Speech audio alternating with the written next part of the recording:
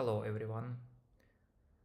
This is the new stream, December 20th, and today we are going to play a tournament, casual tournament without rating, with subscribers, and anyone who will join us. We are streaming live, and I'm going to check the sound, and I'm going to check if this is actually live.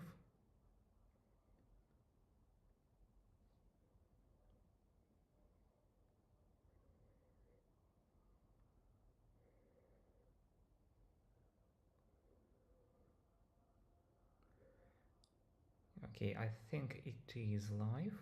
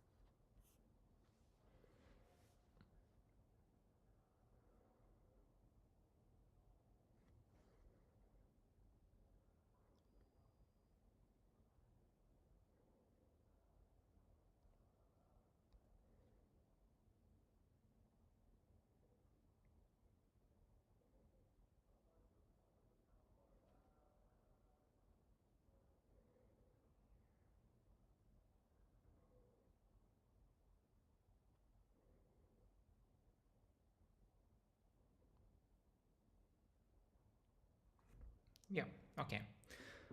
I think it's live, and the tournament is going to start in approximately 13 minutes. I am already in the lobby. I see one player just joined us, uh, Stanley. Stanley, wish you good tournament, good games. And since it's just two of us, I guess we will be playing together, but hopefully more people will join. So we have like 13 minutes.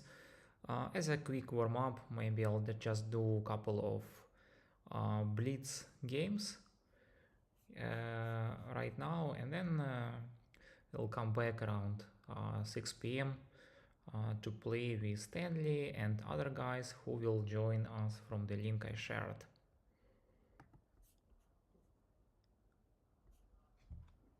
Okay, I'm going to open VHS in another window.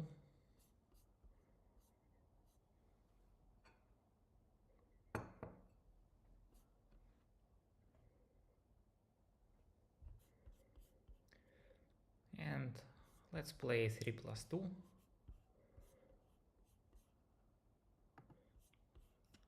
I'll create a lobby game. 3+2 casual. Let's go.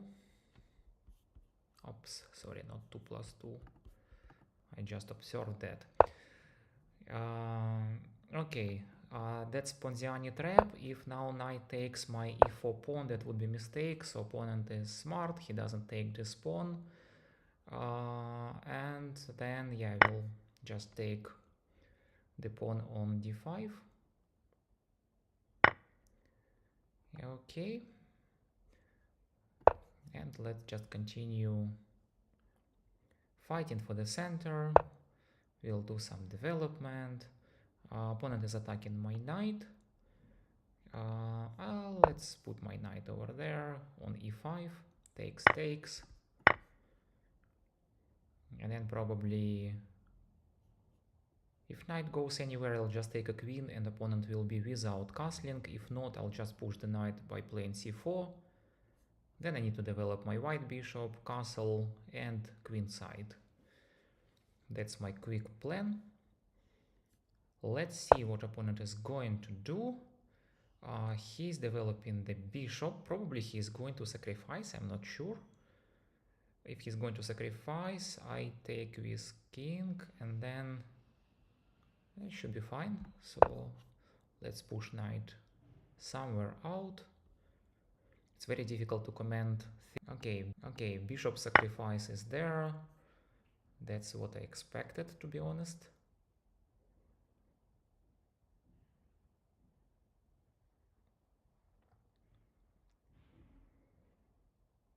So let's see what's the plan. Why was it sacrificed? Okay, pawn. Okay, what if I take with bishop?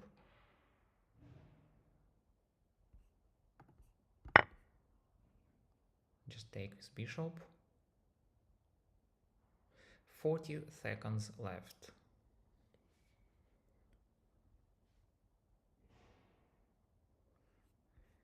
If knight goes anywhere, I'm going to take the queen. If knight stays, I'm going to take knight.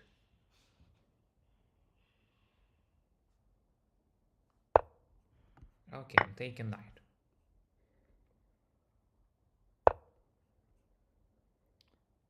Okay, opponent is attacking me from all possible angles. Well, that's exactly right. That's what should be done. Right, so okay, let's do this. I protect b2 just in case. Not blundering my rook.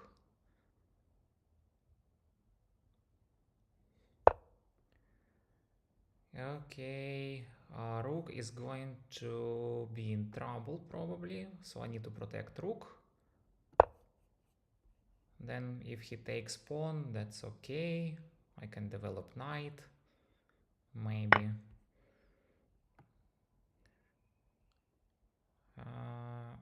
Yeah, let's develop knight first, 20 seconds.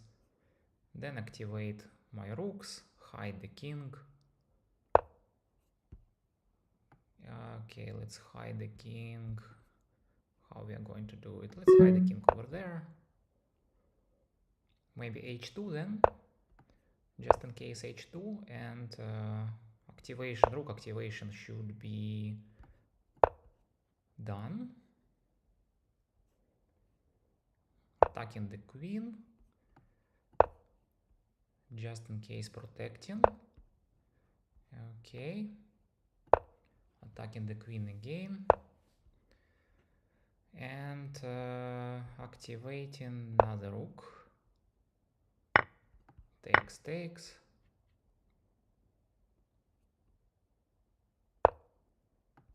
Okay, pawn is hanging, let's take that.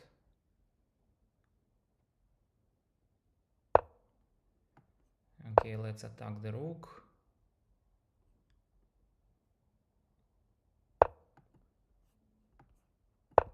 Let's hide.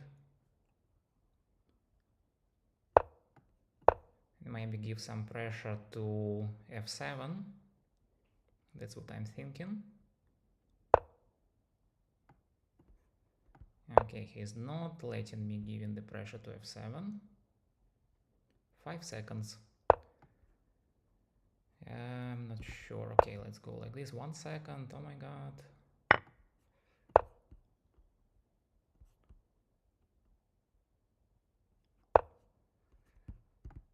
Oh, where is my mouse? Oh, I lost by time, I think. I lost by time. Yeah. But yeah, anyway, it was a good game. I was in winning position. Yeah, lost by time. Connection was lost for a couple of seconds. Then mouse sleep. Yeah, it's fine. But anyway, I'm still fine. I think considering chess, that was a good game. So let's do some quick analysis.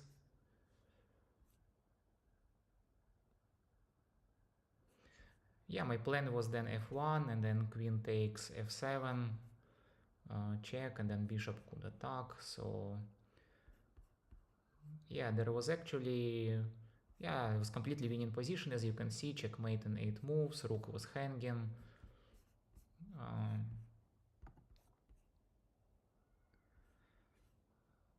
I don't know why computer connected me to 2+2. I thought I thought I cancelled 2+2 and there is a 3+2 game, but anyway.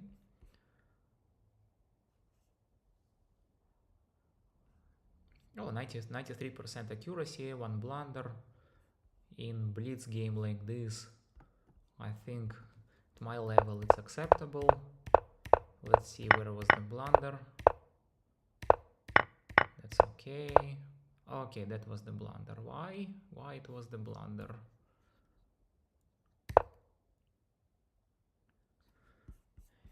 It's the plunder, knight goes, then I take the queen, of course. Okay, then knight can do a fork. Okay, yeah. That was dangerous. Okay, got it. And then the rest is just history. It was all good moves. And yeah, I was in completely winning position. Okay, 2 minutes left until the tournament start.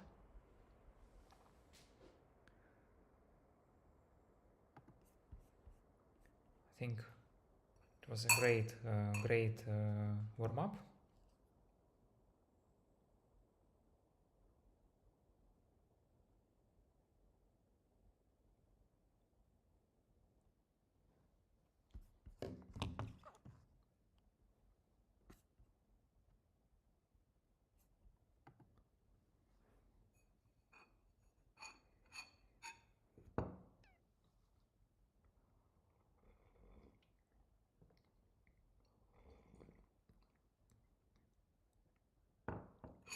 It's getting very cold outside, so my coffee helps.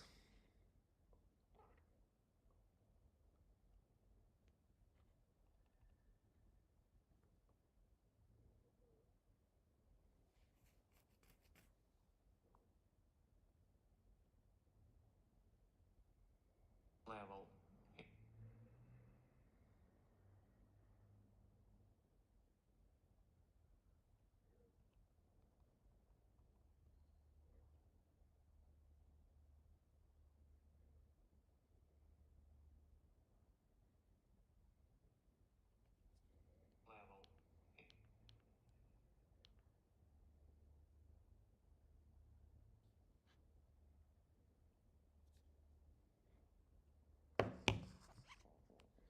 Okay, 8 seconds to go. I think I'm going to be connected to Stanley in a second. Let's see if Stanley is online. So looks like just 2 of us right now in this tournament. Okay. And we are here. Yeah, tournament started. Welcome Stanley. And Stanley starts with d4. Okay, let's go d5.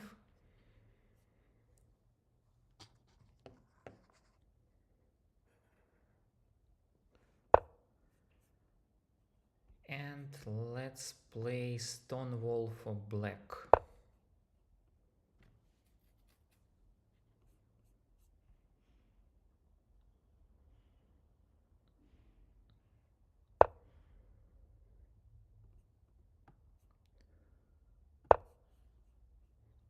Let's offer black bishop straight.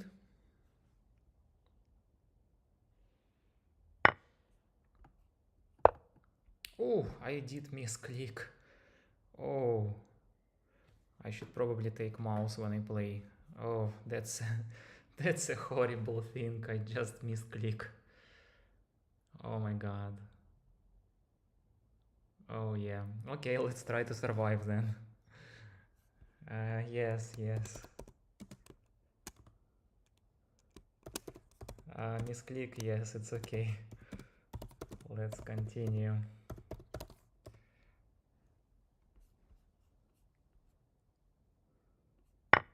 That was a mouse slip.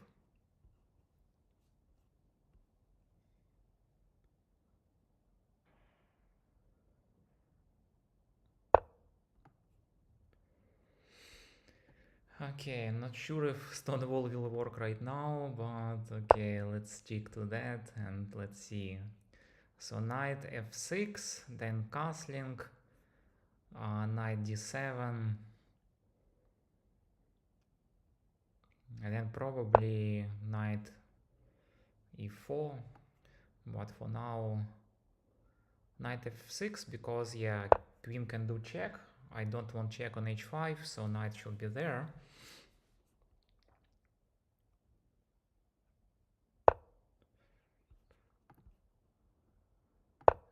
Castling. Probably knight d7, then knight e4. Knight d7, okay, doesn't work. Knight of my opponent is attacking my e6, so I have to protect e6. Knight d7 would be mistake, it would block it.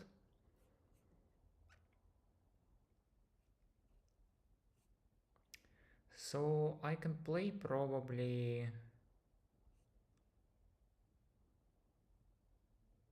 I thought about g5, but yeah, it's too risky at this stage. I should be more careful about my e6. That's the weak part of my position.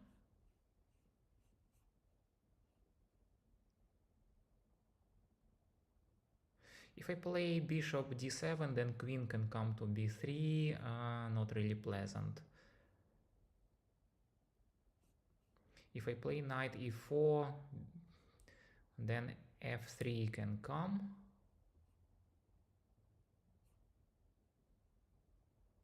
So probably first queen e7.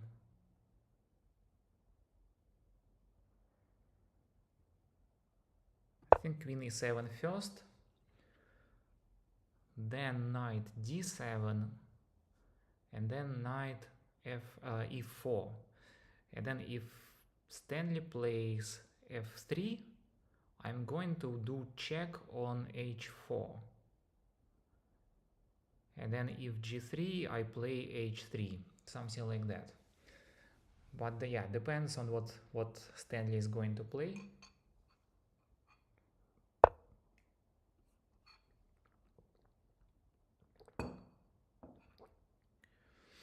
Okay, he's playing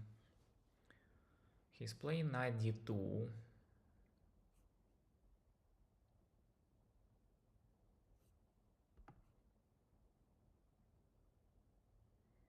Let's go with my idea.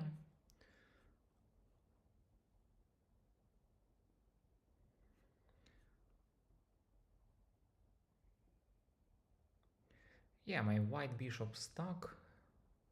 Sooner or later I need to find a job for this bishop.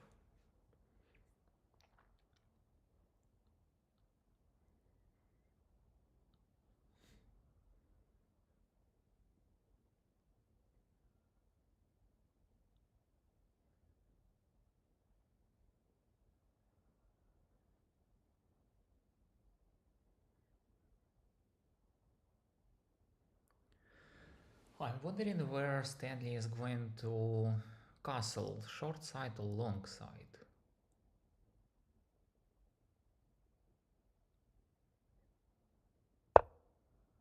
Okay, that's what he's playing. So if I go h4 now, h4 check, then what? g3, I take with knight, right? And then rook is hanging.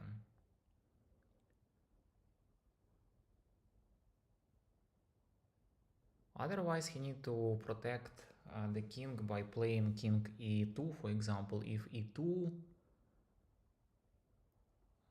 then checkmate, right? Then if f1, then checkmate. So I think in this case h3 works. Queen checks h3. And what's the defense?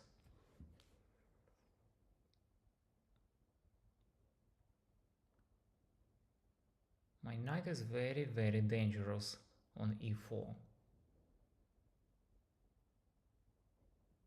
g3, then I take knight takes g3, and then if pawn takes g3, I win the rook. Yeah. So I believe I can take here.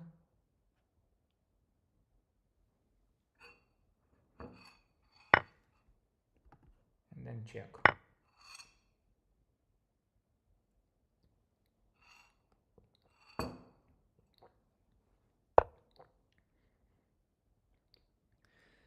Okay, I have a material advantage. Rook for knight, it's +2. So probably the easiest just to go for trade, right? Unless there is something better. Maybe I can play h2 check. Does it help me at all?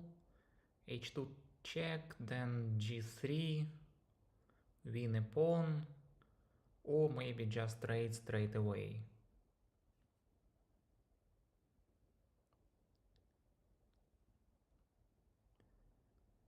I mean, I think the best... I don't want to take any risks, to be honest. Let's play simple, like as simple as possible. Let's just go for trades. I think easiest strategy to win in this kind of scenarios is trade the rest of the material.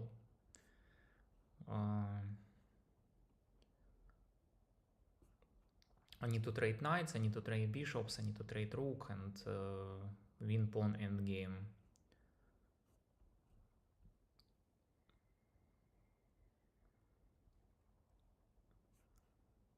So what would be the best way to start this type of trades?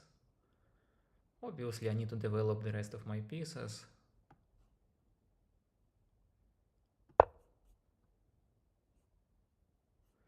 I still need to be cautious about e6. e6 is just my main weakness. Yeah, that's a trade, right? But then some pieces can go and attack me, so I'll play g5. Play g5 here. I don't want this knight to be around my e6. Let's push this knight out a little bit.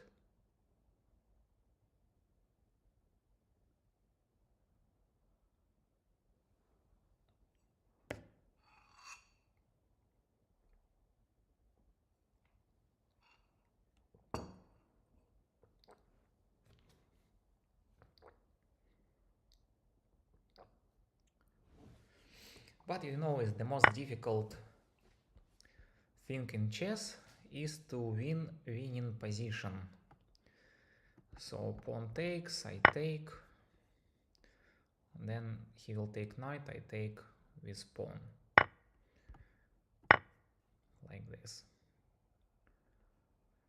Is winning position doesn't mean the game is over. We need to be very, very careful. So now my pawn on f4 will likely be taken. And then I need to activate my rooks and bishop. Oh, he's not taking that.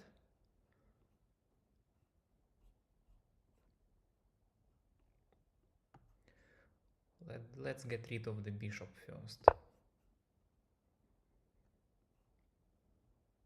Let's at least try to get rid of the bishop. So I need to get rid of the rest of the material. I can take here. And then I'm going to play bishop c6. At least my rooks will start be connected.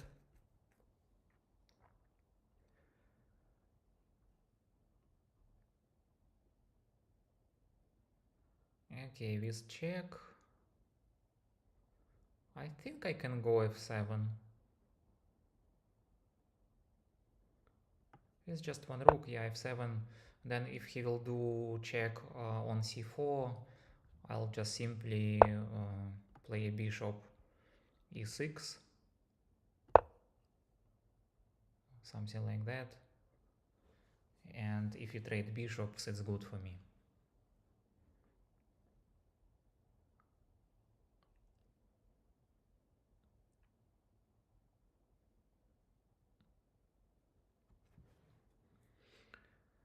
So slowly and gradually I need to get rid of the rest of the material of my opponent.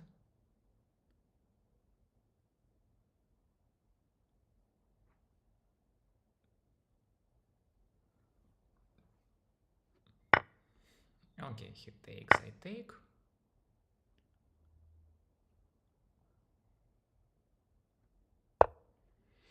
And he's hunting for my pawn.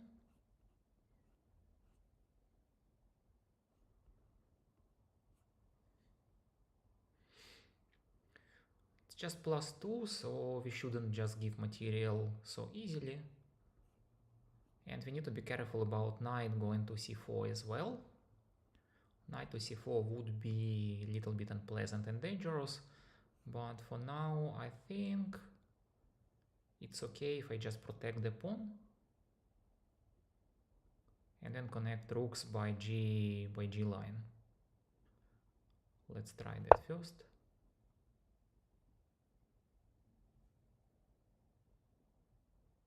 Yeah, pawns on D, C, B, and A are powerful. These pawns are dangerous for me, and it's important for me to destroy this solid pawn structure.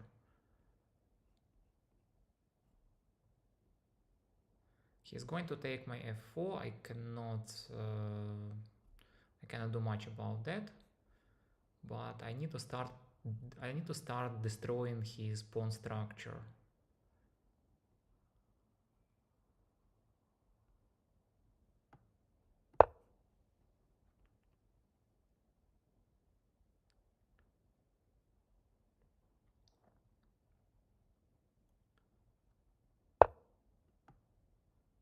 Yes, and then I play rook b7.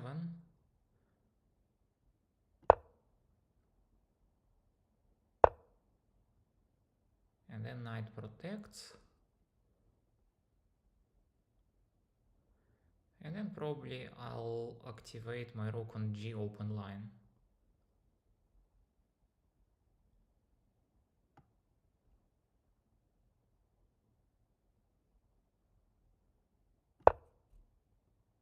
It's important also to place my rooks and king on different colors, black and white, to avoid any possible forks. Yeah, he's taking here. I can go for check. I can attack his knight also with my king, but my pawn will be lost. My pawn on f5 will be lost. So check doesn't give me much. Now I should probably protect my pawn first.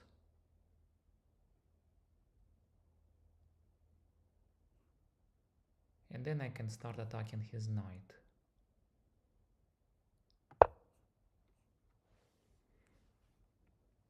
With my king. It's very easy to blunder this type of endgames. It's just rook for knight and pawn. It's not really big advantage. It's just very minor advantage for me. Knight is super powerful, then pawns on D, C, B, and A are super powerful, and I need to be very careful what I'm doing, what I'm playing.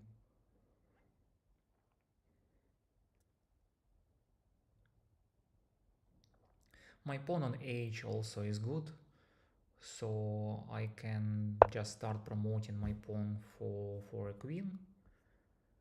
I'm not afraid of that. I can just start attacking his knight and then maybe entering with my king to B line. And then if knight e5,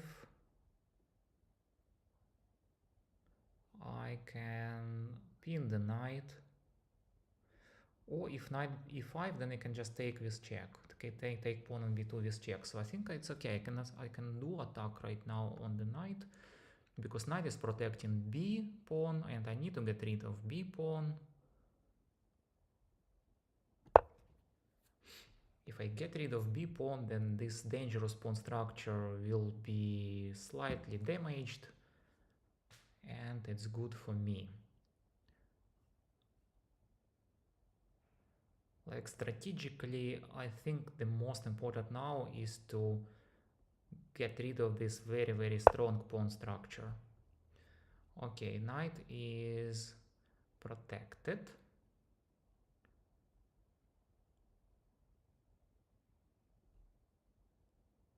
I can do some threats. I can do a threat to do check. I can play rook g3.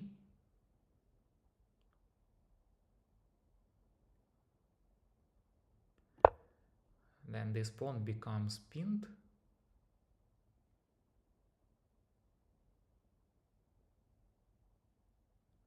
And then if I do check, at least I win a pawn.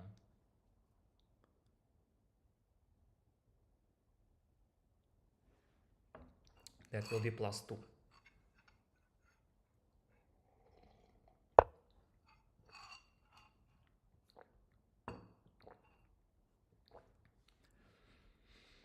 Okay, should I be afraid of rook takes c6? Not much. Yeah, knight can do a fork on a5. But then I have a free rook, right? So it's okay. Rook takes, I take, fork, king b6, knight takes rook, and king takes b7. Then I have one extra rook, and then my h pawn should go for a queen. So that should be fine. So I can do check.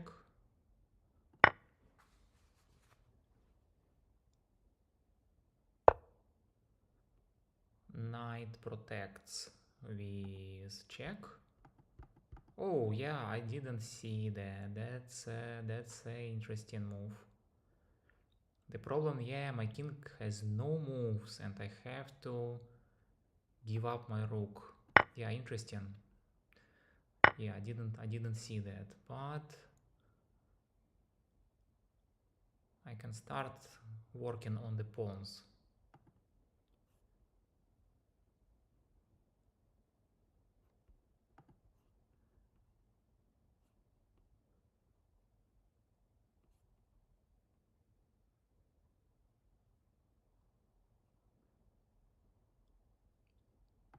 I think I'm going to play king c4 first. No, king c4 will be check.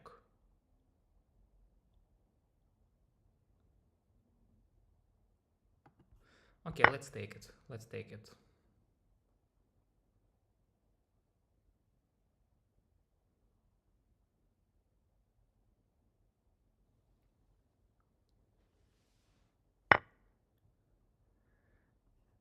Take here.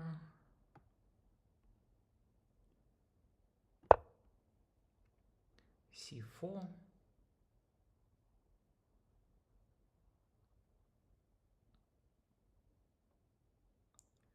I mean, king's activity plays significant role here. So he's going to take my pawn there with check. So I can take c3, check, and then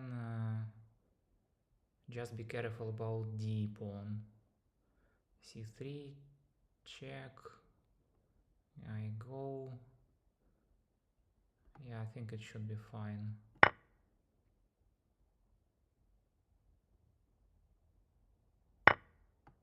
Check.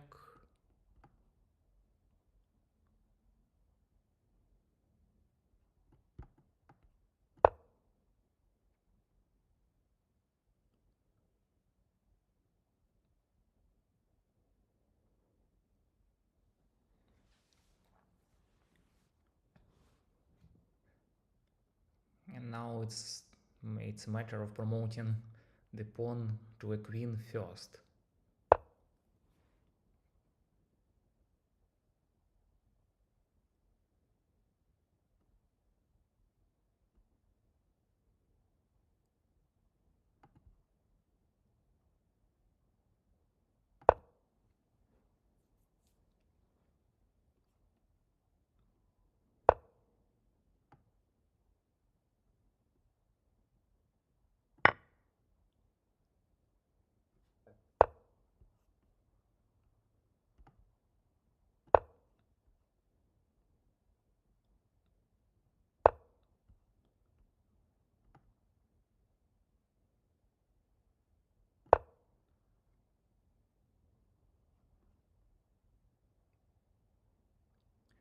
I think I did a blunder. Let's see if Stanley will see it. He didn't see it.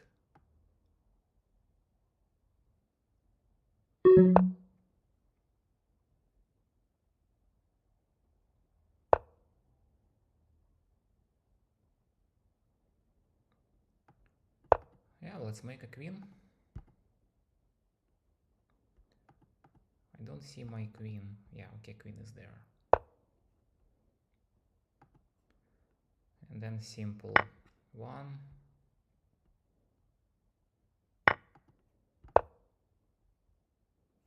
And then I have extra pawn, so it's easy to win.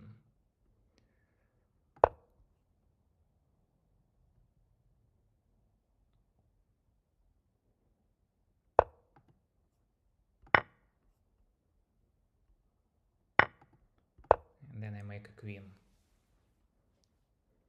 Yeah, I think Stanley, yeah, first of all, it was great game. And I think Stanley had a chance to win. Did one blunder. We'll see the analysis. There was a chance to win. Yeah, so let's cut the line. And we will do a checkmate with queen and king.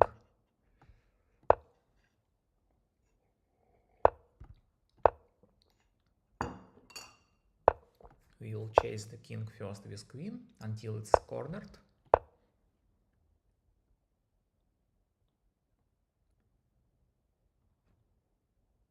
And then bring king and do a checkmate. There is no protection and no way to escape from the checkmate here. Yeah, it was great game, yeah. Stanley played extremely well. I blundered in the beginning, I did misclick, and then I won a piece. I've got like material advantage, and it was very difficult to win even with material advantage. My plan was to win just strategically, realizing my material advantage, but yeah, it was not easy. I did a couple of blunders, I think, or even more, but let's see analysis later. Yeah, it was good game. Let's go back to tournament. And yeah, I think it's just two of us, so we will play again if Stanley wants to play. Hope Stanley can stay longer and we will play more.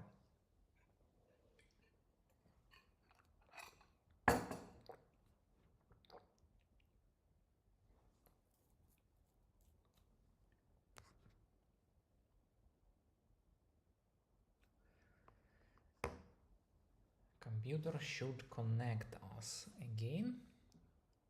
So maybe Stanley is doing analysis.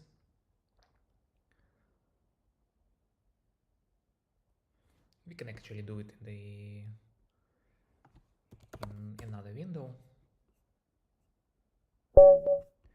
Oh, I think game started. Yeah, excellent. Okay, yeah, let's go with Stonewall again. So I'll play Stonewall for white now, and then we'll play something differently.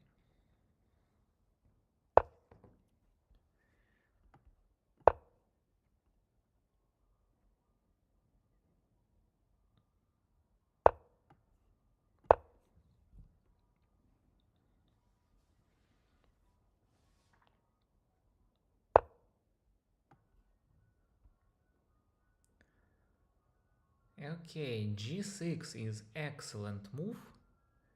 That literally means that my Stonewall doesn't work. There will be no quick checkmate after g6. That's exactly the move to be played when someone is playing Stonewall attack like me. After g6, and likely he'll be playing bishop g7, then castle short side. It's like old Indian style or old Indian game. Stonewall doesn't work and I have to change my plan. But let's continue with development first.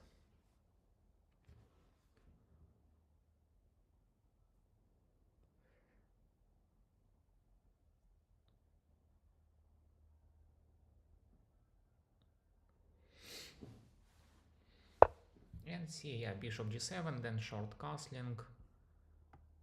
I'll be playing knight d2, just in case if Stanley will play knight e4, I have two defenders for my square on e4. Okay, knight is going closer to my position. He's targeting my e3, obviously. I need to be careful about e3, it's hanging now. So I have to play knight out. I need to play something like knight b3 probably, just to get support for my e3 pawn. And then I can castle. I can still castle short side, it's not a problem. And I can attack the knight maybe with h3. But yeah, e3 is critical pawn in this structure. d4, e3 and f4, this triangle of the pawns, is what makes Stonewall actually, and I have to preserve this triangle as long as possible. I shouldn't let anyone to destroy this. So let's do short castling first. And then I have to deal with this knight because this knight is problematic. I don't want it to be there. I can simply play h3. I think there is no harm in doing that. Of course, white bishop can then go and sacrifice for h3, but then I take g3, my king becomes open, but it's not so easy to go there. Like, it takes some time. But this knight is the problem. So maybe let's try to just push it with two attackers instead of h3, because there might be some interesting sacrifice.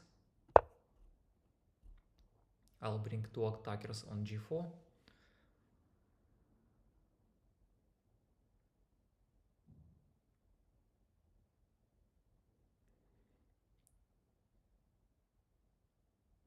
I can even play the knight e1 just to give the road for the bishop. Okay, e5 is good move. It's very good move.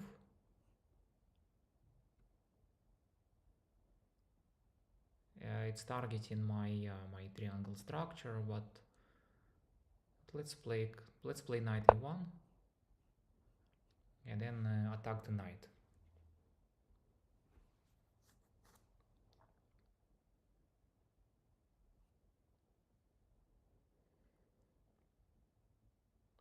It's a bit defensive, but yeah.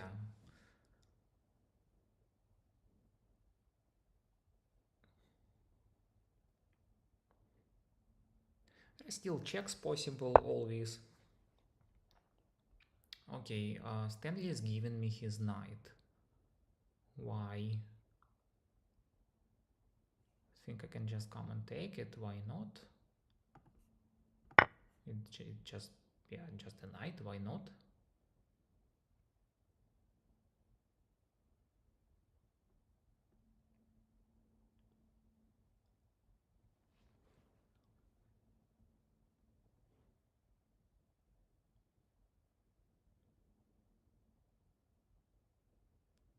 Yeah, I think that was a mistake giving me this knight.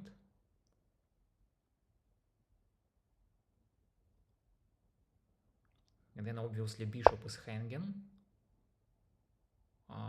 Bishop is targeting my rook. I can defend from that. I can just play knight d3. Or I can play even maybe bishop e2. Maybe bishop e2 even better. That's attacking move. And now again, since I've got material advantage, any trade is great for me. So let's play bishop e2. Trade is now very favorable for white because I have extra piece.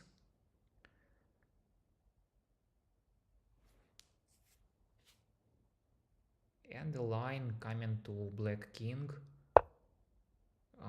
is actually open, or semi-open. There is bishop there on d5, but I'm going to target your pieces. Let me attack your bishop again.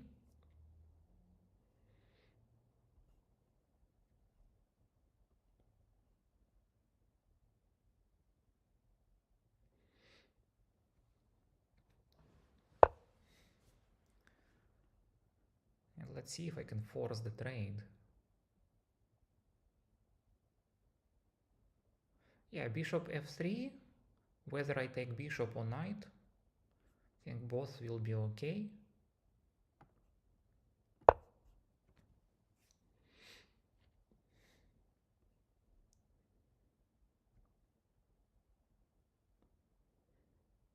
But I need to trade. Of course I need to trade.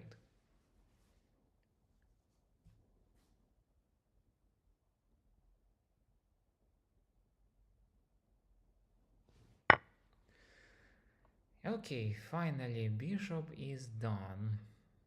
Take with queen or take with knight? Of course not with pawn. Don't want my king to be open, but queen can take, knight can take. Maybe queen is better, because then if pawn goes on e4, queen will take it. And then if pawn takes on f4, I can take it with queen as well. So probably queen is better in this case, in this position. Queen is also targeting b7. I can push knight out, and then b7 will be hanging. My b2 is protected, so I think it's okay. Maybe it's time to open the center. I'm not sure, but I'm not, like, my bishop and my knights are in bad positions.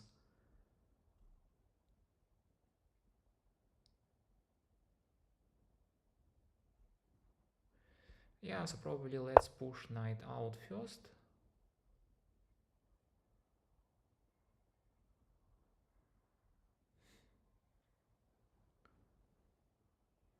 Knight a5. No, knight b4. If knight b4, I can go bishop d2. If I go bishop d2, attacking knight there, then actually my c2 protected, my d3 protected, and then I can trade one more piece. Why not? a6 is the only option, I think.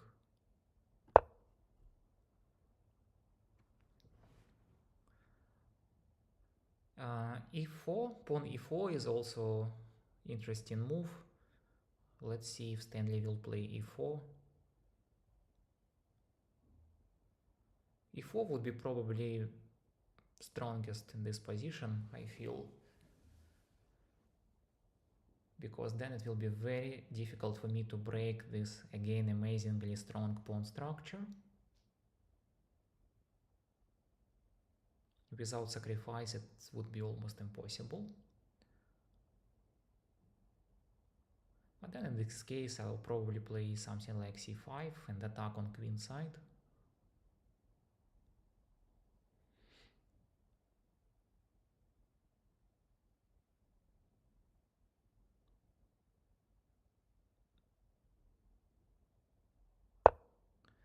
Okay, a6, yeah, that's fair move.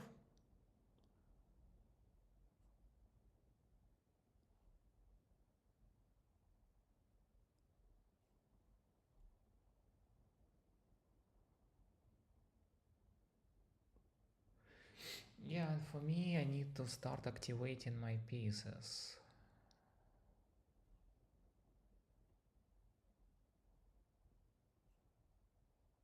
I really don't want e4. Should I play pawn takes e5?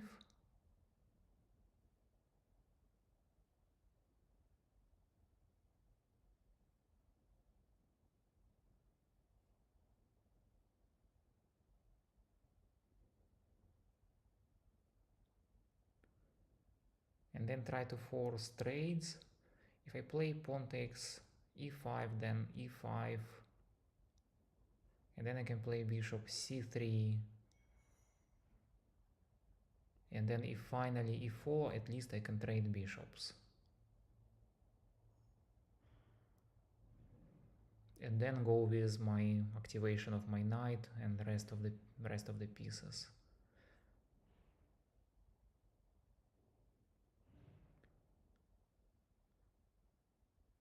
Otherwise, I can just let Stanley play e4 to close the position, and then trade bishops.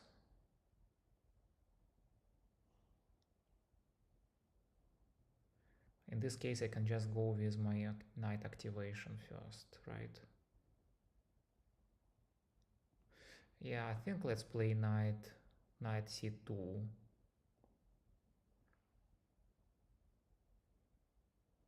Yeah, let's play knight c2. And then just see what Stanley will decide to do next. e4, or maybe he will even take f4. Actually, taking on f4 would be interesting move, because my b2 is hanging.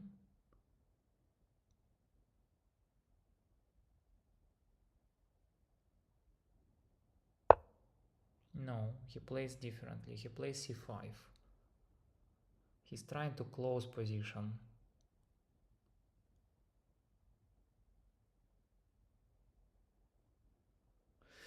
I can take en passant and then bring my rooks, right?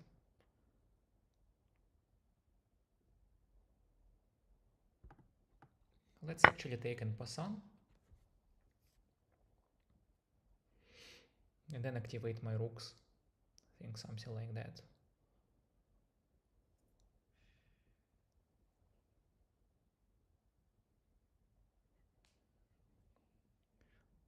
I should also play bishop c3, because bishop g7 looking at my rook at a1 is unpleasant.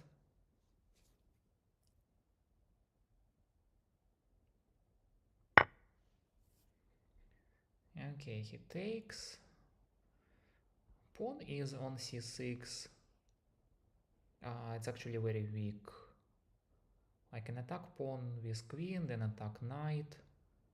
That could be also an option. Yeah, let's try that. I take pawn. And then I'm attacking knight. I'm actually forcing trade. Not actually forcing trade, but yeah, I'm attacking knight, and it's... yeah, oh, even, yeah, trading queens is even better. If I trade queens, it's great. And I think I should trade. I shouldn't take d6 now, because yeah, I have lots of problems after that. Trade queens, then rook take, and then my c4. What do I do with my c4? I can play knight a3 to protect c4. Yeah, but queen trades is actually good for me, right? I think it's perfect for me. Yeah, and then let's play knight a3 just to protect c4.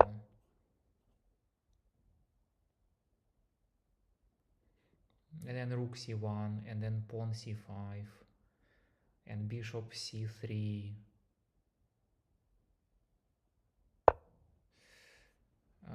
Okay.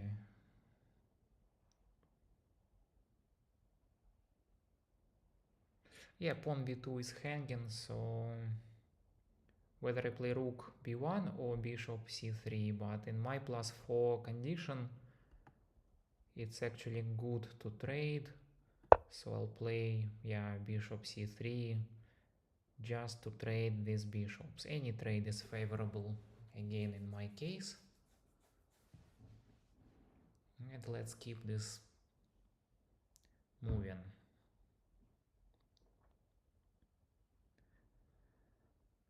D pawn for black is weak. Knight is weak. Bishop is hanging, like not hanging, but I'm just trying to force my opponent to trade black bishops. He takes, I take. then slowly we need to get rid of the rest of the material. Knight trade, excellent. Let's go for that. And then rook takes. And finally, I think I have to activate my rooks, and I have just one extra piece. Let's take maybe all open lines first. Let's take D line.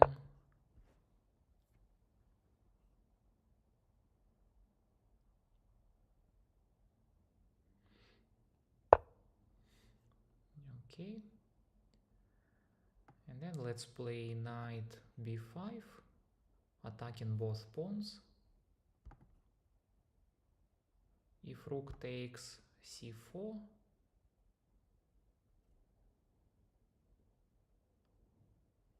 then I think I can just continue trading, so it's okay. So let's play knight.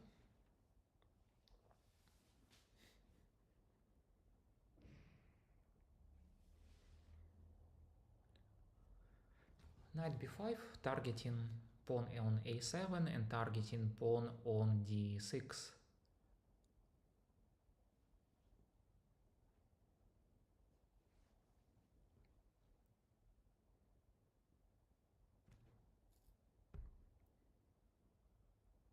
If rook takes c4, I'll probably take rook takes d6, then I'll take the pawn on d6 with my rook. Yeah, so that's exactly what was played.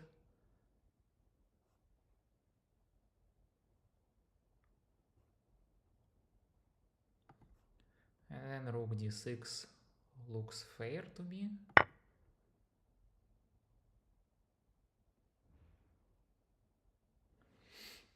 Asking to trade rooks as well.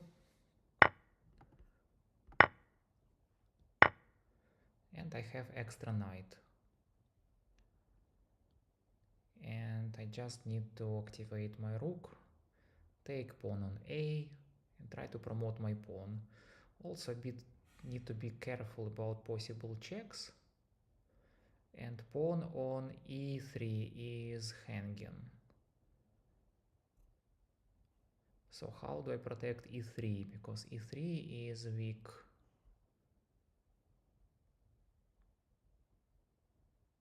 Probably king f2, and then on check.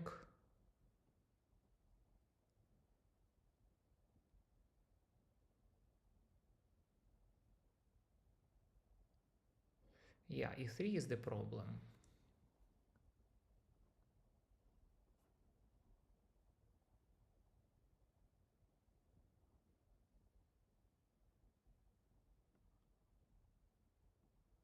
Let's try king f2 first.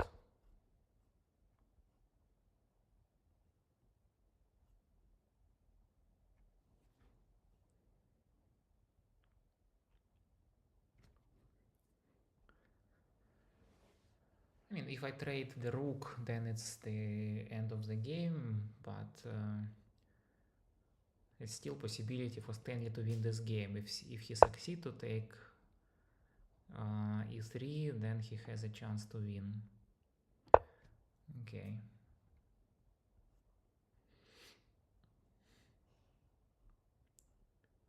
I need to protect this pawn with knight somehow, but rook is doing great job.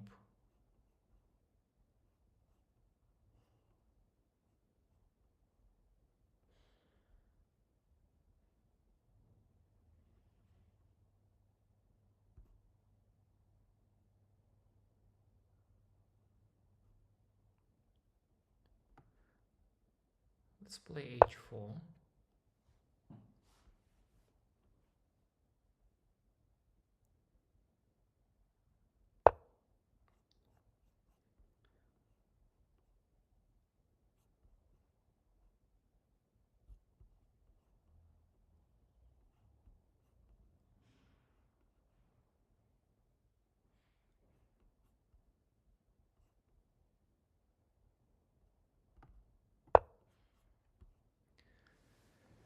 Yeah, it's not so easy end game, and time Time is low. I need to rush a little bit.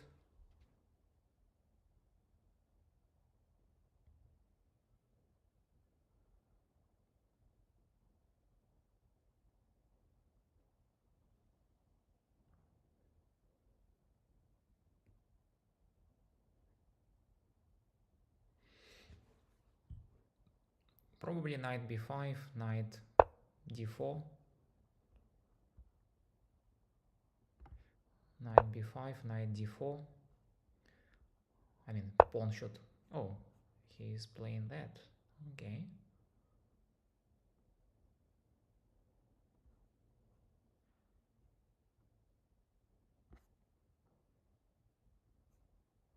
Okay, take, take, take,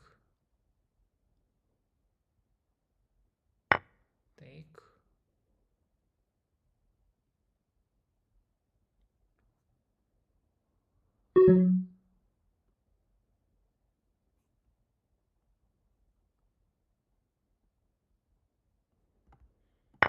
take.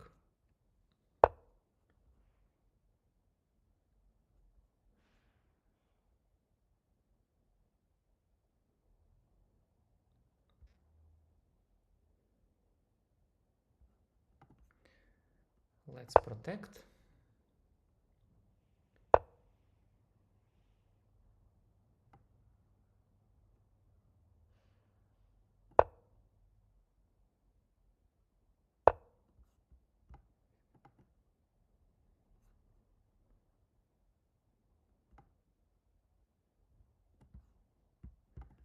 Let's remove the knight probably first.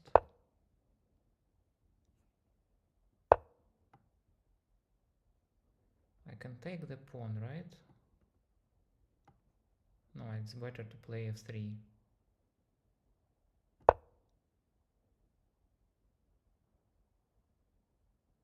f3 first, because pawn on g I have to keep. Yeah, and then I can take this pawn.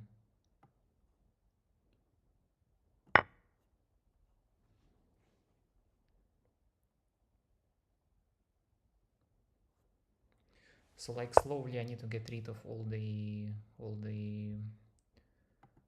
problems for myself.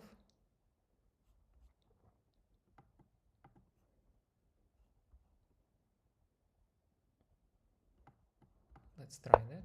Let's try check. I have 13 seconds. Oh my god.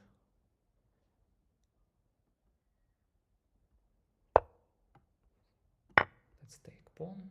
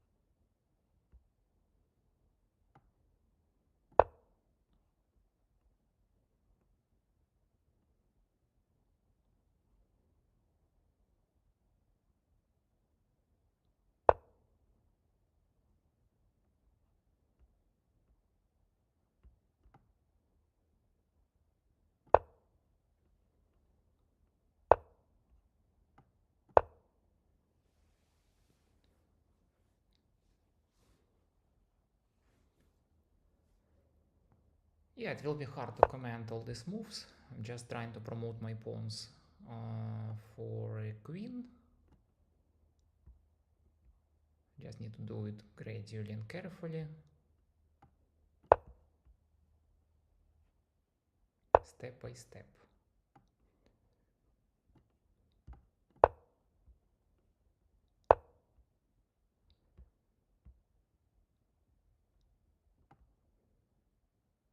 Let's do check.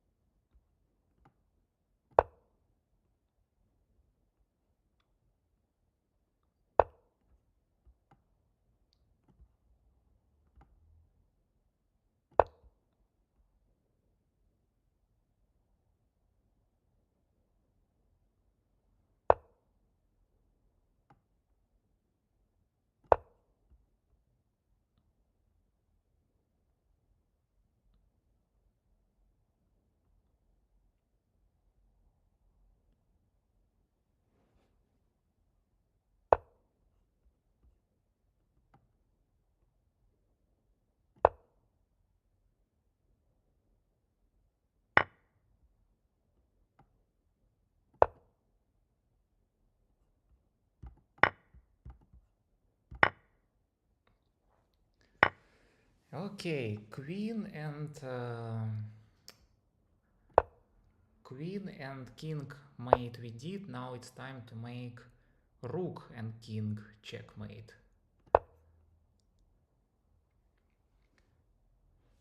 That's a little bit more difficult and will take a little bit more steps, but there is a way to checkmate with rook and king.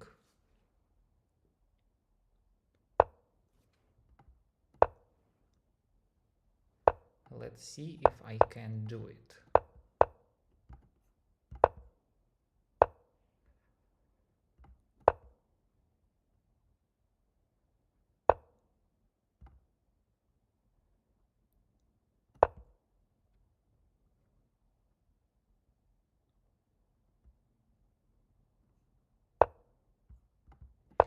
Now I have to chase the king until it comes for the opposition to my king. The moment it comes for the opposition to my king, I do a check with rook, cut one more line.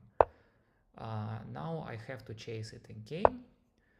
I shouldn't put my king to opposition of my opponent's king. I need to wait for my opponent to put his king in opposition to my king.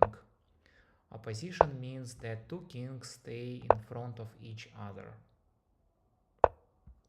I need to do a waiting move to make sure that my opponent will put his king in opposition to my king. Like this. So this is opposition. In the opposition I do check and cut one more line. And then I have to chase the king again. Put my rook back to safety, do a waiting move, and then chase again until king becomes opposition to my king, like this. And last one is checkmate. Great game. Stanley is playing exceptionally well. End game was difficult, was not easy at all. But yeah, Stanley survived for 101 move in the previous game. It's excellent achievement, and I think yeah, Stanley is very good in end games, so he is not giving up so easily. He takes all possible opportunities to win the game. This is exactly how chess should be played. You never give up, never ever resign. You play until checkmate, maybe until you are top 100 player in the world. Because any player, any master, even grandmasters can blunder, so you always play till the end. If your opponent blunders, you can easily win in the position that was completely lost. It happened a lot to me, it happened a lot to many other players, and if you play chess regularly, I'm sure you faced the same situation when you completely win the game but do one horrible mistake at the end and you lost. It happened to me, it happened to my opponents, so I try to teach my students to play until checkmate. Okay, game number 3. Let's play something more complicated in this game. Let's try to confuse Stanley because he is very well prepared player. Let's play something very difficult. Let's play Hippo. I hate this opening, I always lose in this opening. I'll try not to lose this time, but if Stanley plays the same level as in the previous first games, he has a big chance to win because I do not know this opening well. I know maybe a couple of general lines in this opening. I know first moves, how to build the Hippo structure, but what to do in the middle game in Hippo is still a mystery for me.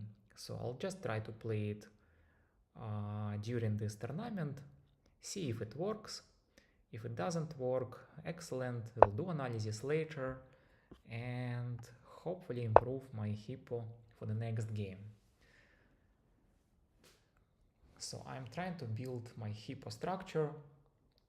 I mean, I played this opening even against one grandmaster. Of course I lost, but this opening helped me to survive for 42 or 44 moves against grandmaster. So even for highly prepared chess players, this is a tricky opening. Okay, Stanley is letting me attack his bishop straight away without completing my Hippo structure. Okay, let's give a pressure then. I'll play g5. Okay, and then I just continue with my Hippo. I can also play, technically I can play h5 and then h4 to get like more space. Should I do that or not? If I play h5 right now,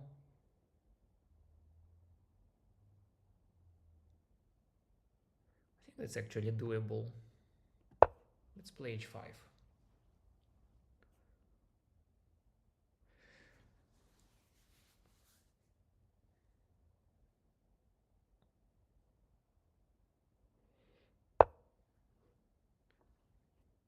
Okay, that's interesting and obviously smart move.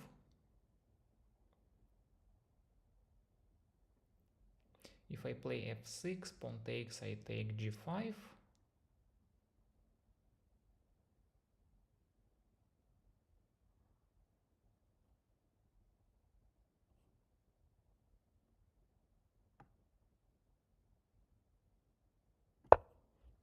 Let's try that.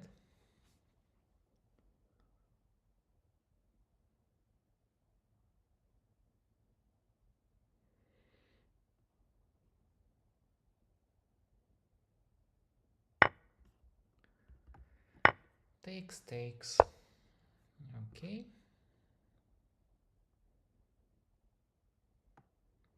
I think I should close.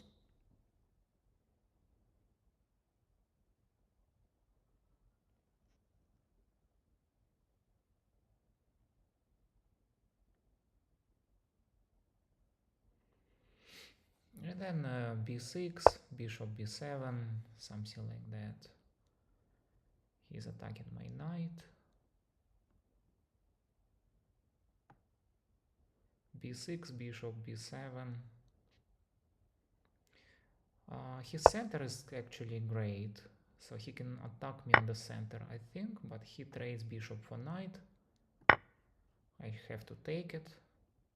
It actually helps me to develop my queen a bit faster.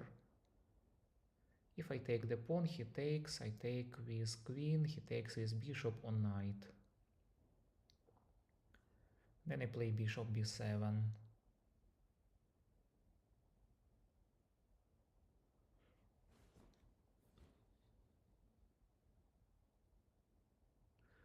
Otherwise I can just ignore it and play bishop b7 right now. If he takes, I take with queen. If he plays e5, I take, he takes. Actually bishop b7 probably okay now.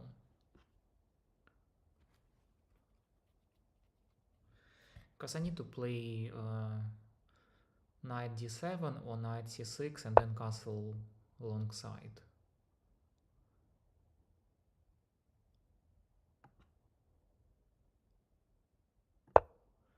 I play d7 to avoid any attack for my knight, and then I have to castle alongside. Because I understand probably, oh no, I thought that Stanley is going to play rook on e1. He's not playing that. He actually gives me possibility to castle. Okay.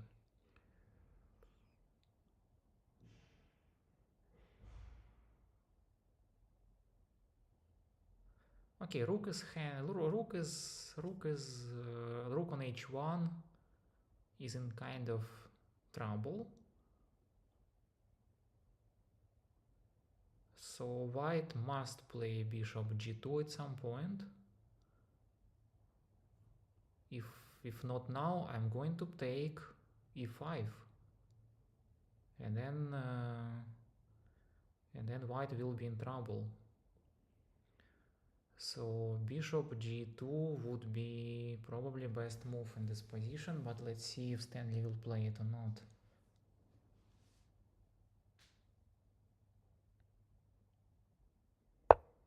He's not playing that. Okay, then I take f5.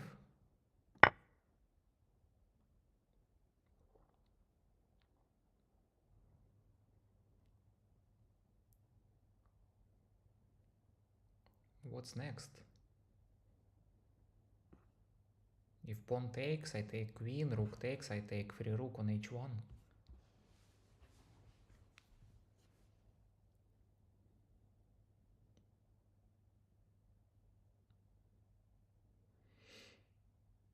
If pawn doesn't take, I can pin the knight playing bishop h6. If I play bishop h6, knight cannot move. Okay, he's playing bishop g2 right now. Better sooner than later.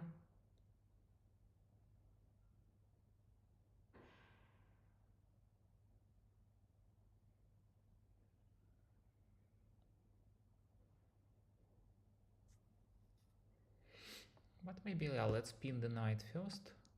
But if I pin the knight, my h5 will be taken, yeah, so maybe it's not the best idea. What else can I do? Knight f6, pawn takes on f5, I take queen. And then I go for trades.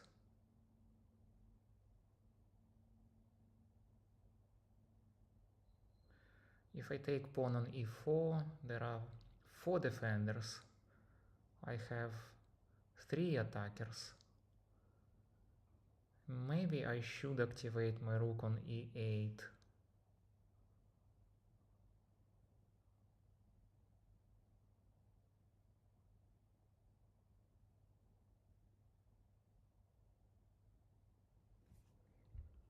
Yeah, let's activate my rook on e8. So e line is going to have lots of fight on it. So I need more pieces on my e line. I kind of give up on f5 in this position. if he takes f5, then after that I should play queen takes e2, rook takes, I take, knight takes, and then I can take a bishop technically. But let's see what he's going to play.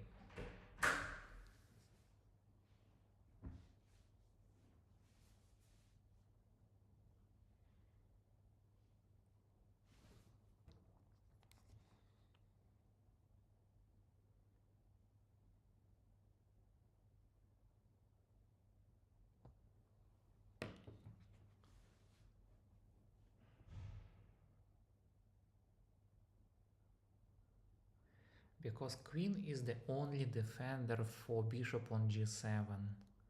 So I think taking f5 would be mistake.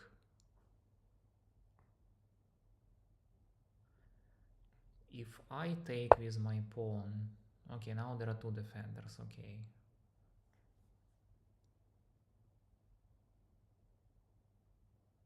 I need to find job for my knight. My knight is problematic.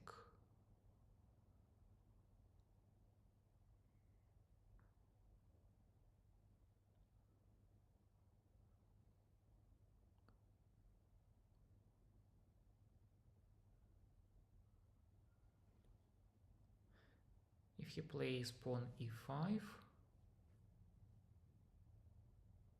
take, so it's okay. So I think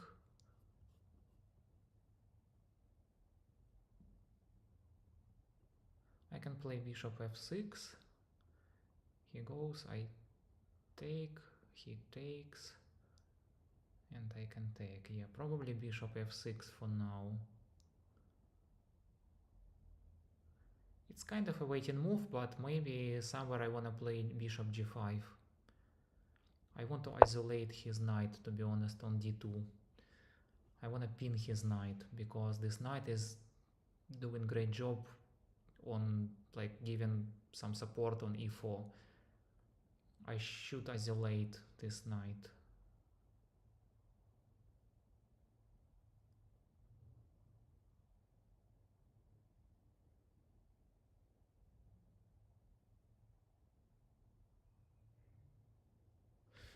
Also, bishop should give extra support to my queen.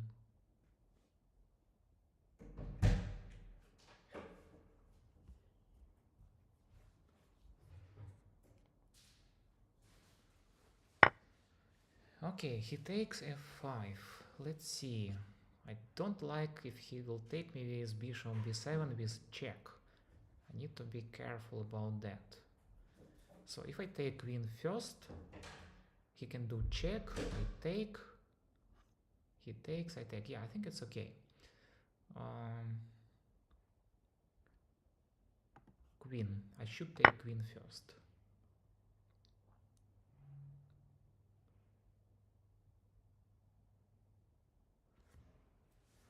So I take queen, so he must respond.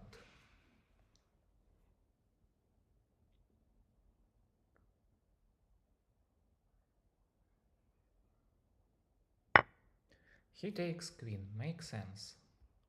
Next, if I take rook, he can take me with check.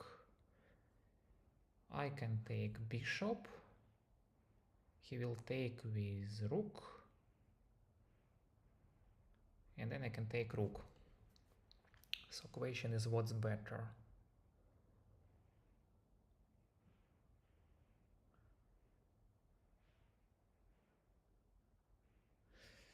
Let's get rid of the bishops first. I think it will be safer for me if we get rid of the bishops.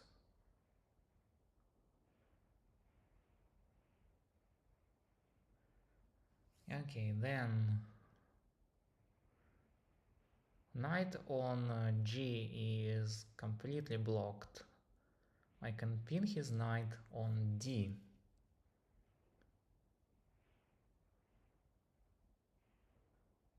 And then I can do check and probably come with my rook. So I think I should pin his knight first. Pawn on F is dangerous. I need to be careful about this pawn on f. I think I should block it with my knight also, but let me pin his knight first.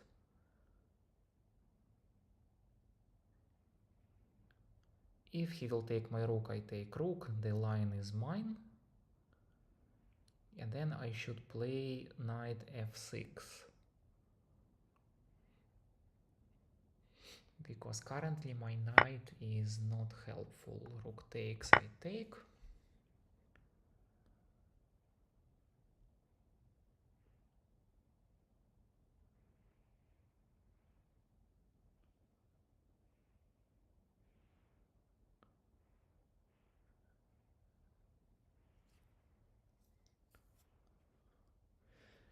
So our D, C, B and A files have exactly the same number of pawns. My pawns on H and G are stronger than his pawn. He has a weakness on F5, and I should target this weakness. Bishop. Okay, knight is no longer pinned.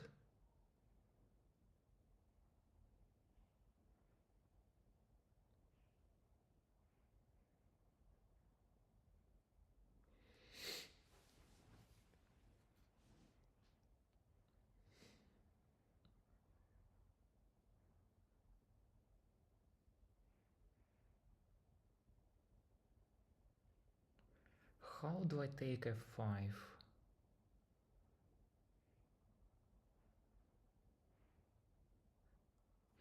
Yeah, and I don't want this knight on D to become really alive.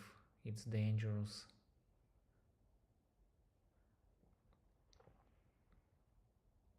It's a dangerous piece. Yeah, let's trade this knight. I don't like it.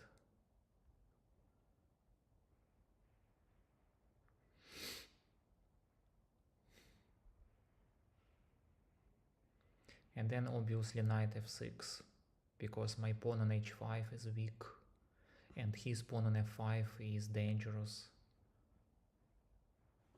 Weak but dangerous at the same time, so I have to play knight f6. At least to stop it and to give some protection to my h5. And then now his g3 is weak. g3 and f5. These are my two targets. He wants to trade the rooks. Should I or should I not?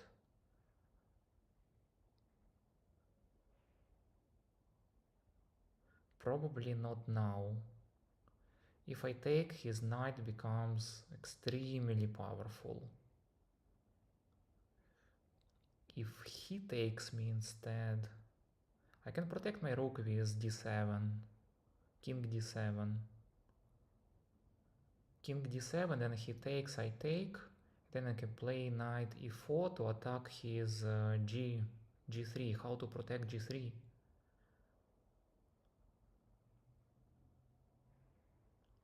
He will play knight e2.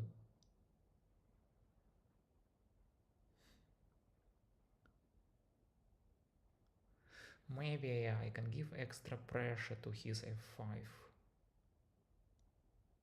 So he'll need to defend it somehow. But honestly, I don't want to trade the rooks, at least at this point of time. Let me try to give extra pressure. I'm afraid of his rook e6 and then rook h6.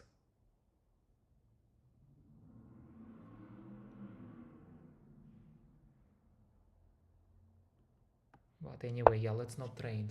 Let's not trade this time. Just a little bit more pressure to f5 would be okay.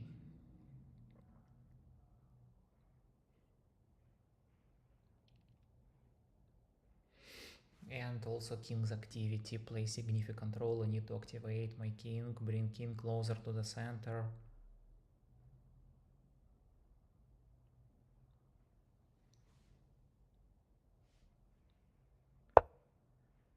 Okay, that's exactly what he's playing, right?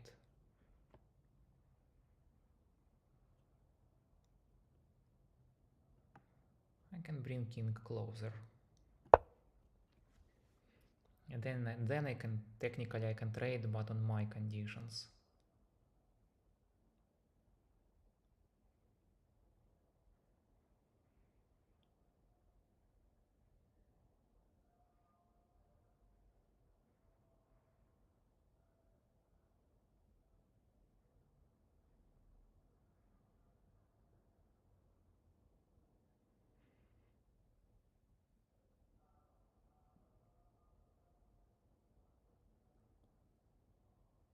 I can play knight g8 maybe. Knight g8 and win a pawn.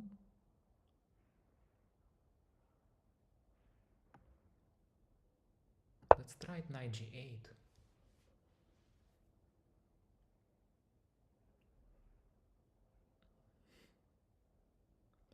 How to protect the pawn?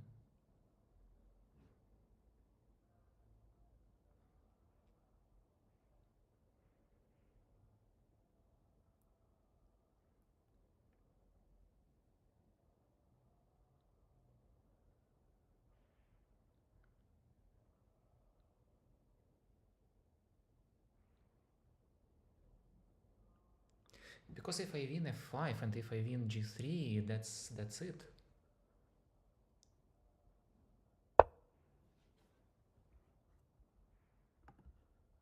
Yeah, let's take f5 now. That's number one.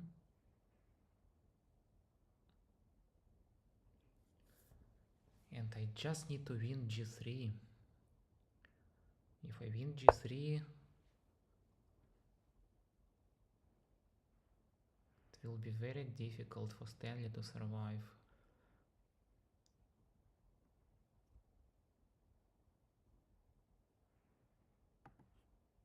Probably rook f2 now. Rook f2, rook g2.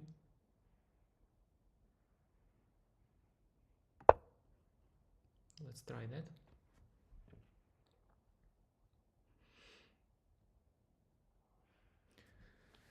Rook f2, rook g2.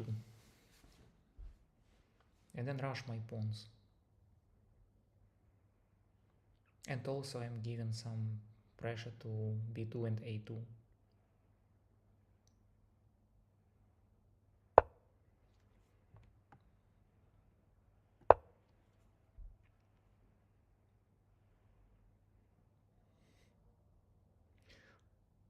Attacking knight and pawn at the same time. I don't think it's a good idea. Best was e2. e2 was better move, I think. Now I can take here with check.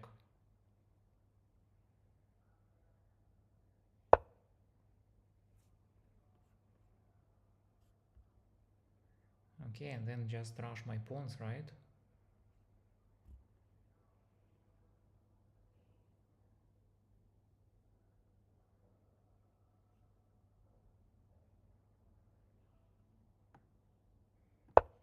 Let's go. Let's go with my h4, then h3.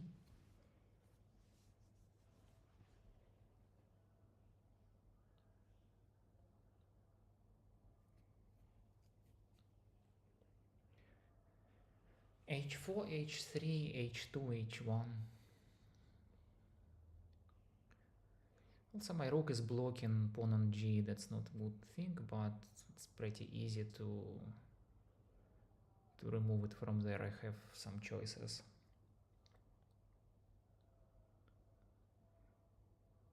I should play a6 also, to be honest, because king b5 it's something that I wouldn't like.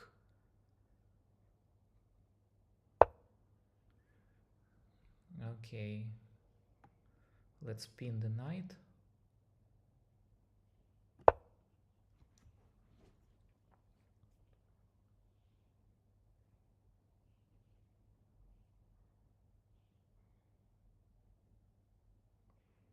I mean, if rook goes, I take knight. If knight goes, I take rook. So how to stop my pawns now? There are no checks.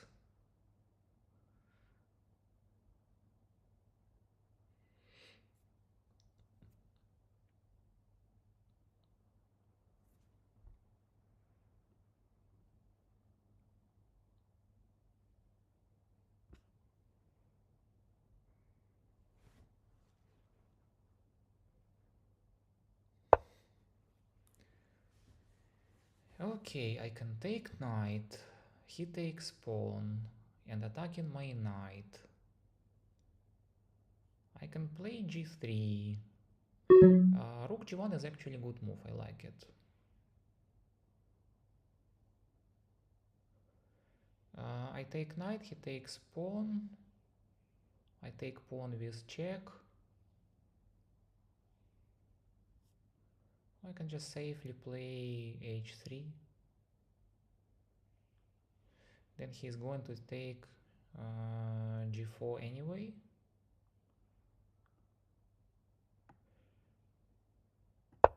Let's maybe play g3, just in case. I mean, more pieces will bring more pieces to the attack. And my two pawns are extremely dangerous. Yes, I won by time. Let's go back to tournament. But I think by position it was also a win. So let's check my last game. Let's quickly do analysis. Yeah, black has advantage. Of course, there is no force checkmate, but there is -6. Yeah, so position was better. And what was my accuracy in the last game? Don't think it was good. Okay, let's play something different. Hippo didn't work, Stonewall didn't work 2 times, so Stanley is destroying all my opening plans. And he is forcing me to improvise in every single game. So there was no single opening that I planned and played. Every time I play, he plays something that, forces me to change my plans. That's a big compliment to Stanley.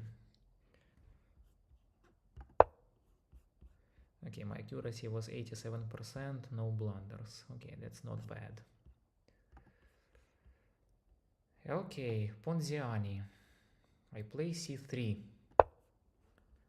I give the pawn on e4. If he takes my pawn with knight, it's a mistake.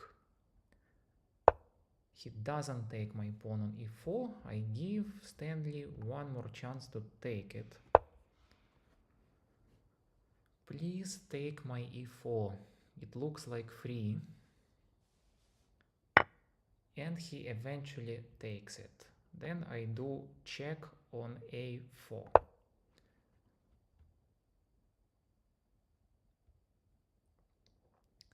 How to protect from check?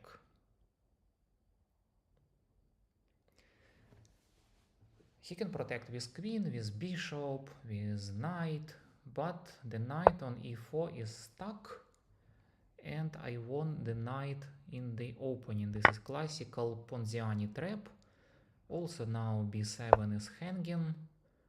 b7 I can take immediately, attack the rook. At least that's the first opening that I played and that worked. I cannot take the rook because knight can go to c6, of course, but anyway I have extra piece, and with extra piece it's easier to play. I can force trades now, maybe. Yeah, I need to be careful still. I mean, my queen can be trapped easily, but yeah, let's just play safely. Let's remove the queen first, just to make sure I can go back with my queen. I can put it to safety, and then just classical development, castling, and trading the rest of the materials.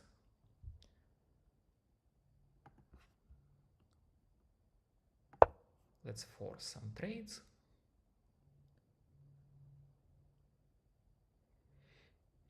Now I have two attackers on the knight, queen and bishop.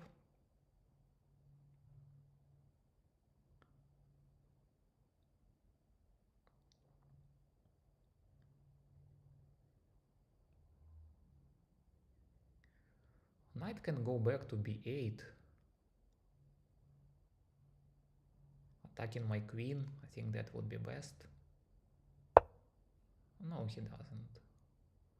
He asked me to trade the queens. I think it's not a good idea. If you're losing material, it's extremely important not to trade. Avoid any possible trades. Keep your material as much as possible and do a counterattack.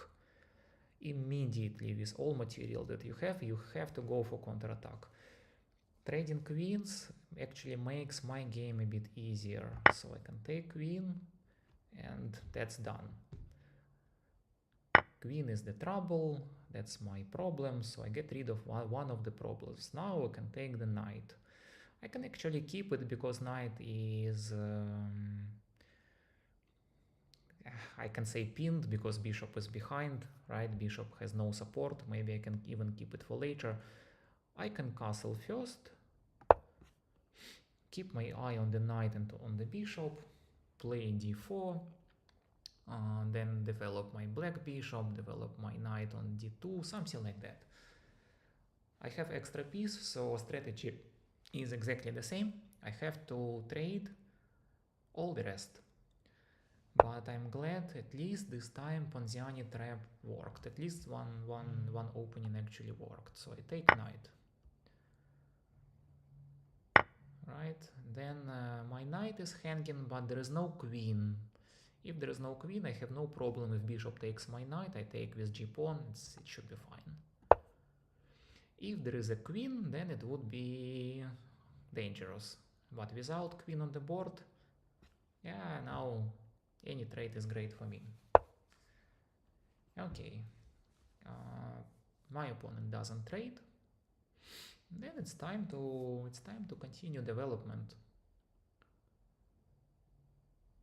My b2 is a bit weak. Maybe I can develop my knight first.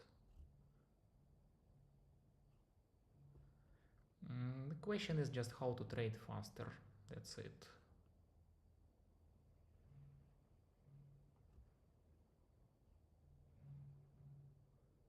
I'll protect my b2 just in case.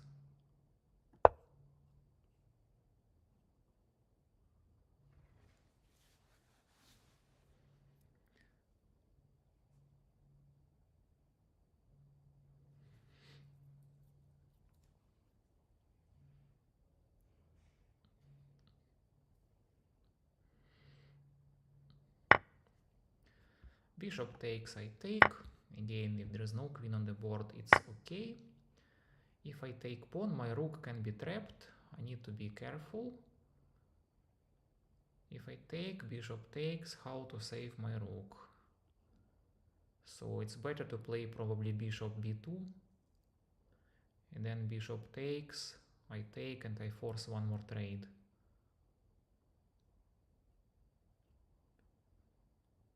I can play even pawn c4. And then if he plays d3, I steal my rook. Yeah, my rook is hanging.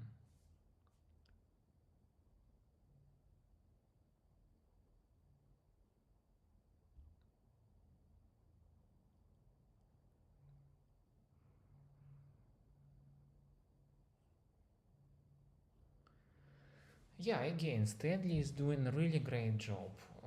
Even in the position where he doesn't have that material that I have, he is creating some troubles.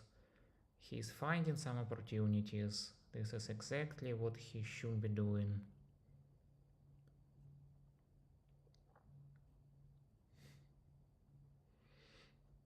I mean, bishop b2 or bishop d2.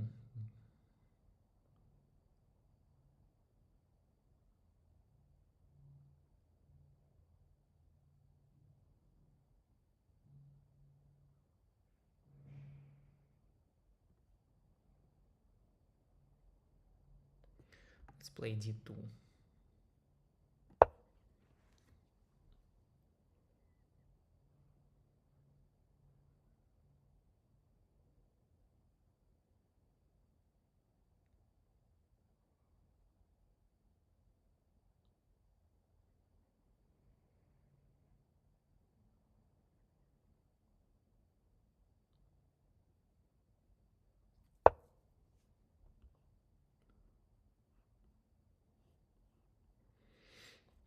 And probably rook c1.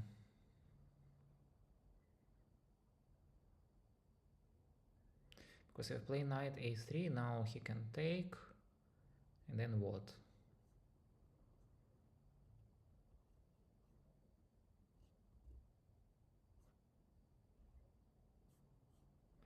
I need to block this line.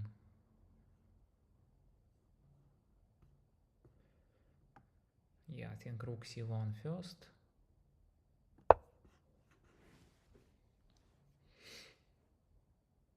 And then I can play knight a3 after that.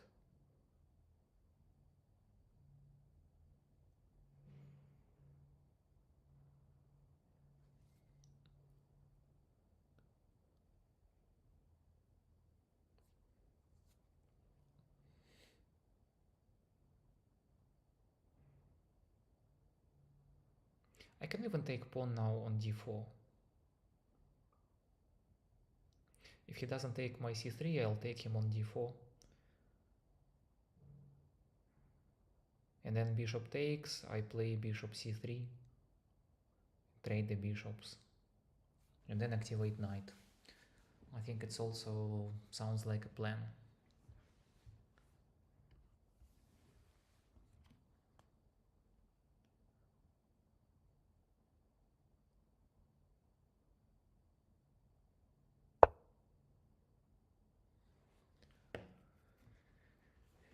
Okay, rook takes e line.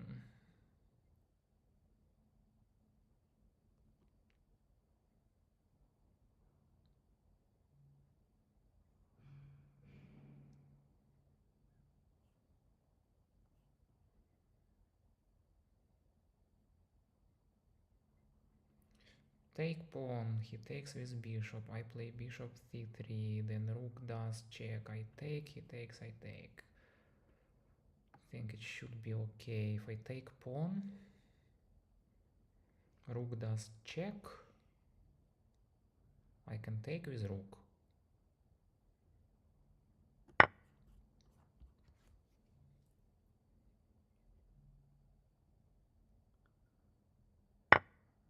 Yeah, bishop takes.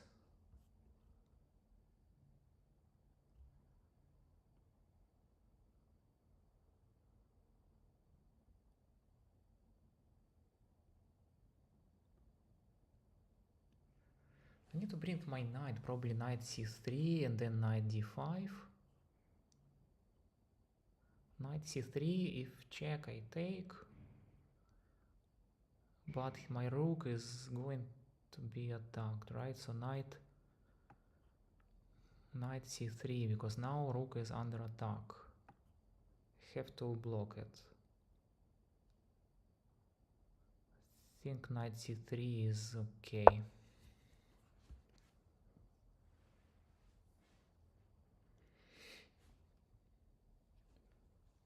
Even in these positions, it's very easy to blunder something, so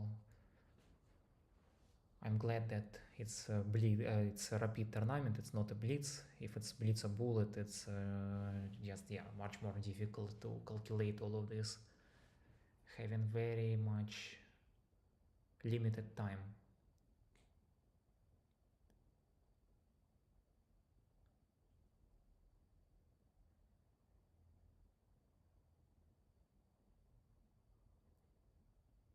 And then rook b1 just to be safe, and then knight takes d5, maybe. Okay, he's attacking my bishop, but if I take rook, he takes rook, I take bishop. I think it's good for me, right? I take rook, he takes my rook, and I take bishop. I win one more piece, so I think it's a mistake.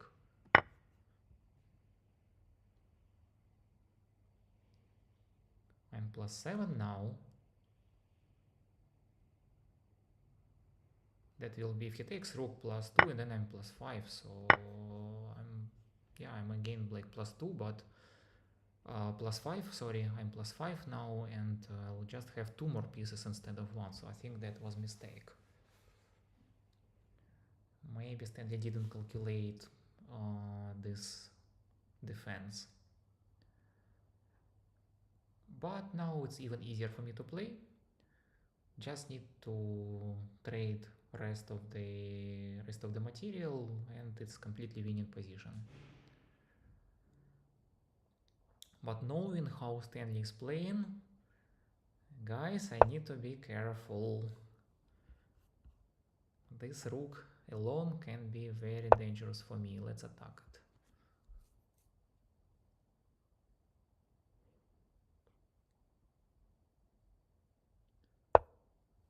Yeah, of course he's attacking my knight.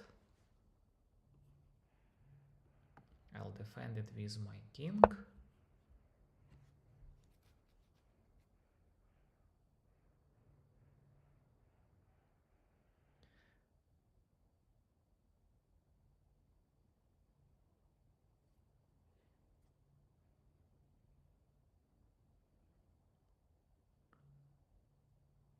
I wanna go to f6. Knight f6 would be amazing fork. How to go f6? g3, then nothing, d4, d4, c6, e5, g4, f6. Yeah, just too many moves, but I think why not to try? These 2 pawns are okay. I see that here. I see what's going on. Then g5 will be probably the next move. I mean, I can still go d4. It's not a problem.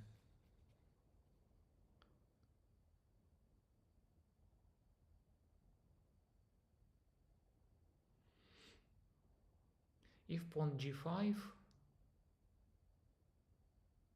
I can just hide my bishop.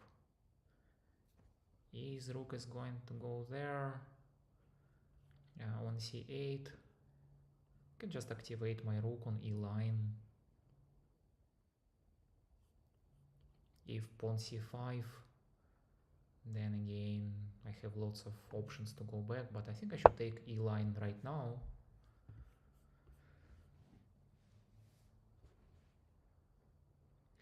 E file is mine. Just give more pressure on weaknesses like a7 is weak.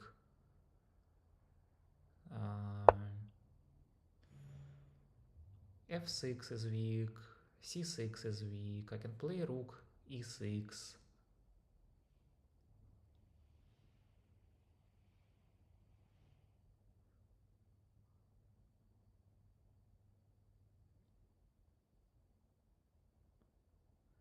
But then c5. c5 I need to be careful.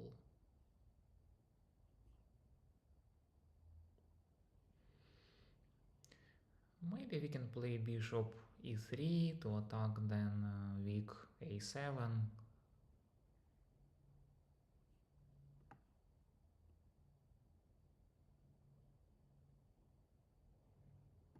Let's try that.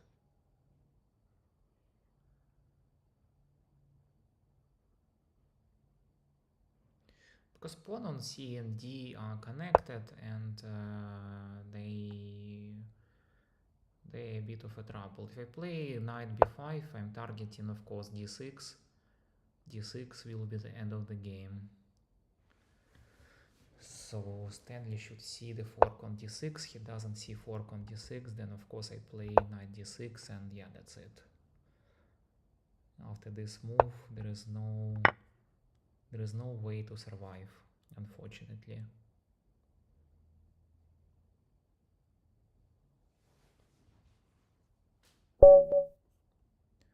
Let's go back to tournament.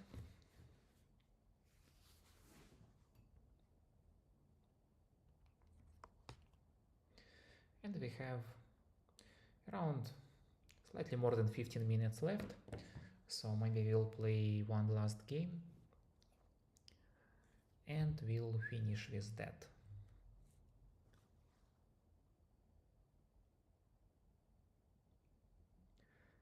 After we play the last game, I'll quickly do analysis of my today games, see if I did any good moves, bad moves, what were they, and how to improve from this.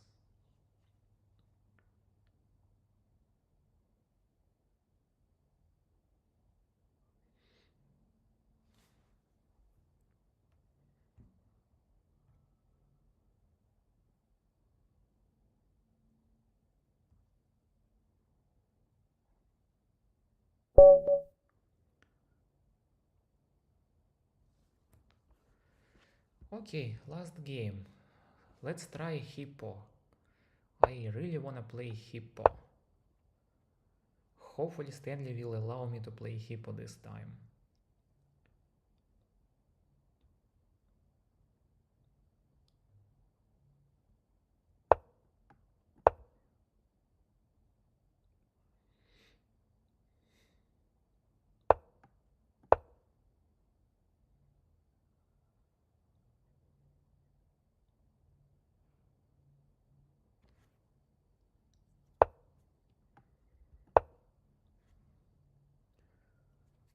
Very similar beginning that we already saw today, but this time I really wanna finish Hippo structure.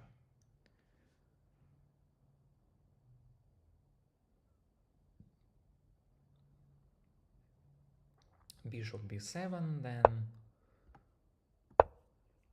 then knight e7, knight d7, pawn h6, pawn a6,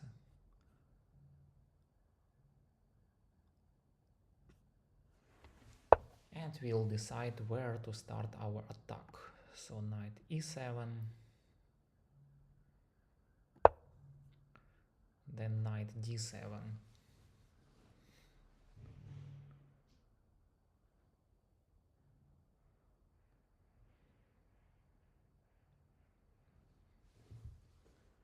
And that will be interesting game because again Hippo is very complex opening. It's hard to realize what to do after that. Easy to play as an opening, but very difficult to play as a middle game. And lots of time I lost in Hippo games. So I'll try to do as little number of mistakes as I possibly can. So okay, move number 10 is the finish of my Hippo line. And now question is what actually to do next with this structure of the black. We need to identify now the best plan. Easiest thing to start is to attack weaknesses of your opponent if there are any weaknesses. So bishops on f4 and on c4 are a bit weak because they are staying right under my pawns, and I think the easiest way in this kind of position is just start attacking those bishops with pawns. Also, as I see white played pawn g3, pawn f3 and pawn c3, that creates some weaknesses in the king side and also queen side. So wherever white will castle, long side or short side, there will be weaknesses for the king.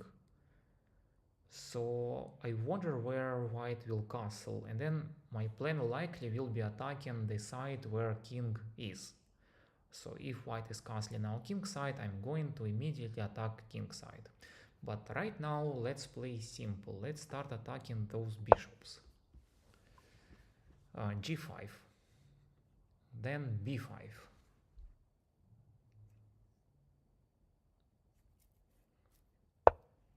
and then b5. We take more space from white. Okay, that's done. Next. I have a castle as well.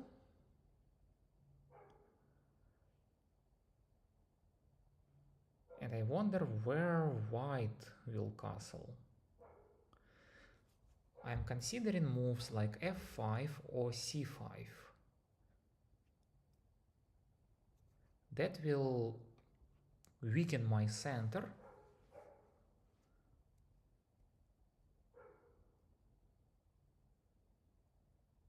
But would allow me to start attacking. But at the same time, pawn on f3 is super weak.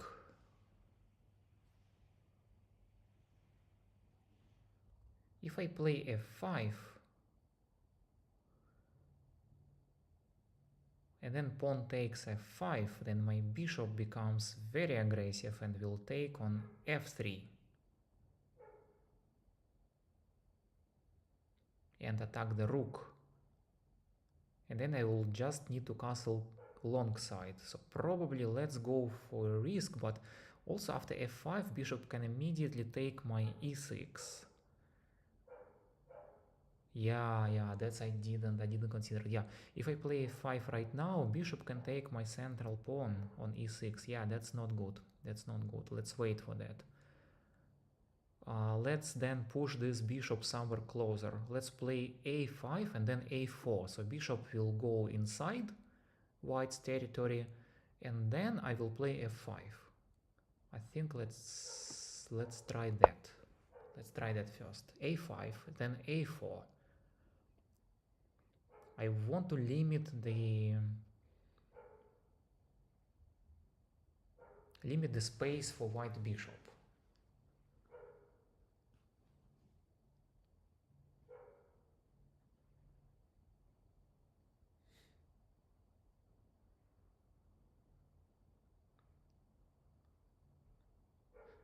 In some cases, in hippo positions, black can play even without castling.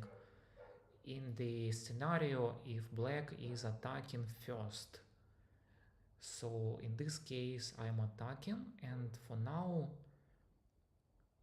fact that I do not have castling is not really hurting me much. Of course, if white is going for counterattack, I will have to castle as soon as possible, and now I can only do it in short side. 2 zeros. Okay.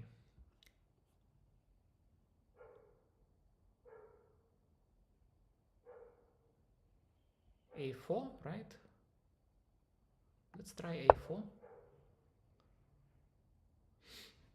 As we thought.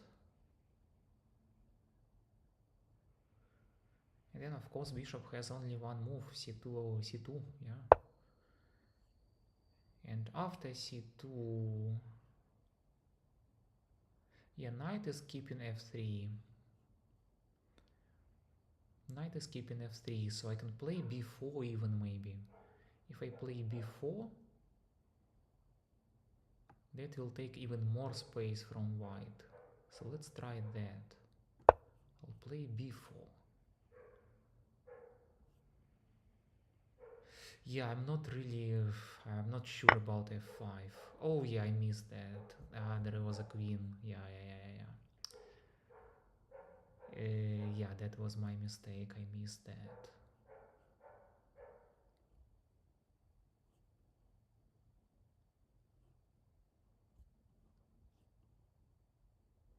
And then if I play f5,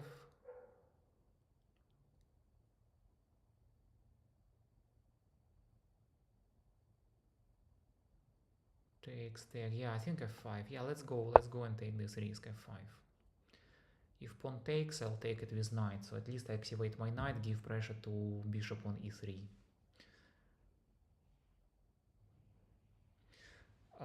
Yeah, that was a very bad mistake. I just I didn't realize there was two attackers on my pawn on a file, queen and bishop.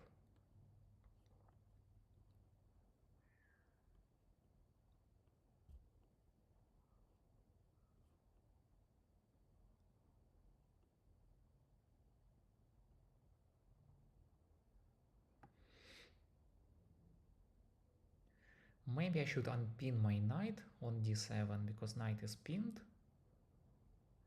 Maybe d7, c6 will help me to unpin my knight. Takes, I take with knight. And yeah, of course, I am forcing black bishop to go away because otherwise it's a fork. And if black bishop doesn't go away, it's end of the game. So black bishop should go to f2 or oh, okay, queen supports bishop. Queen supports bishop and gives pressure to my b4. Okay.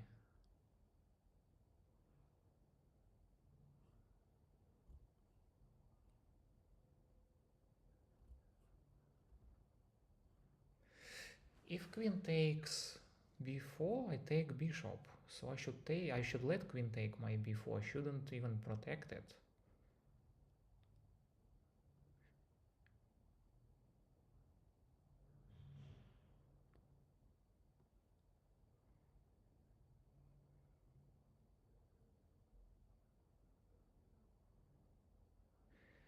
Maybe queen f6, then maybe castling also will work. But I really want queen my b4. I really want queen to take b4. Let's castle. Let's castle first.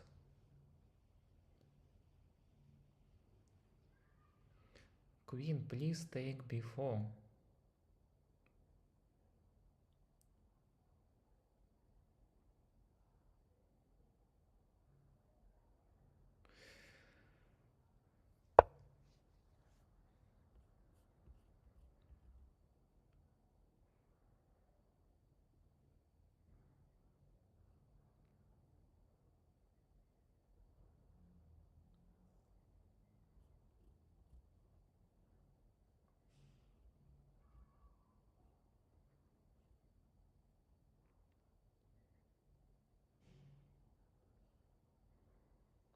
I mean, I can take bishop, right?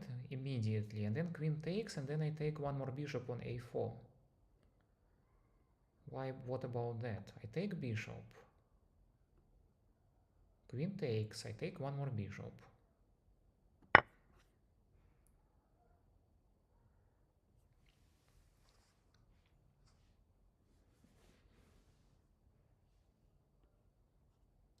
Because queen is the only defender for bishop on a4. Nothing else. Queen takes. I take. Rook takes a4. So technically I win a piece.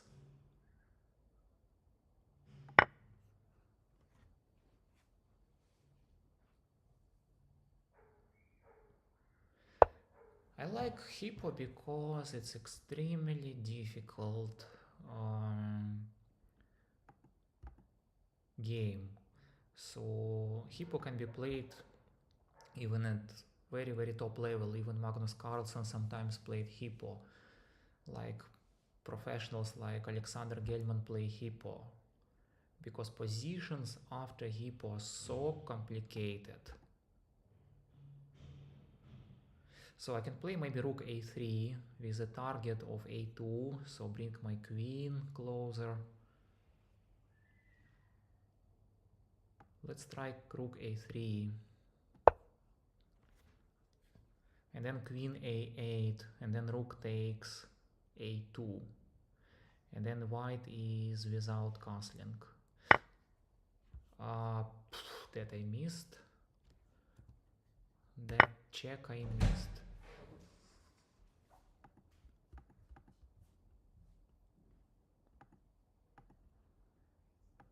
I can go king h8.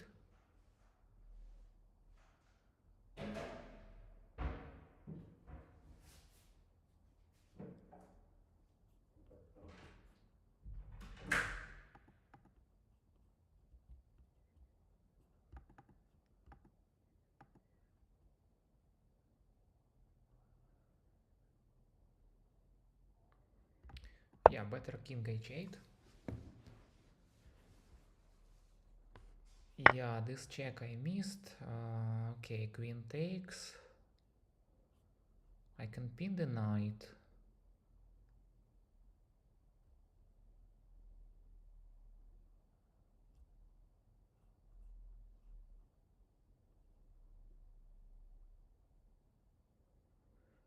Or I can play queen a8.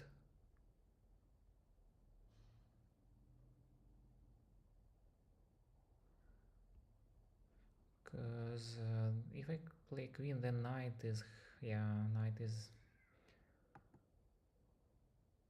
becomes a problem.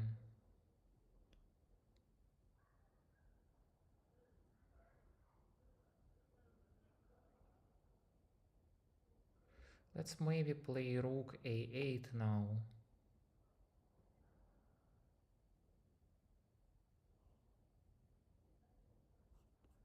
And then pawn will take me.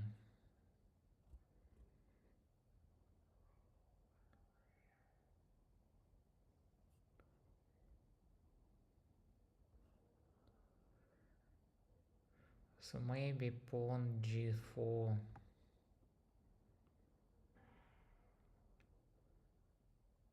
Yeah, I don't want rook activation. I'll play... okay. Yeah. Need to save my rook now.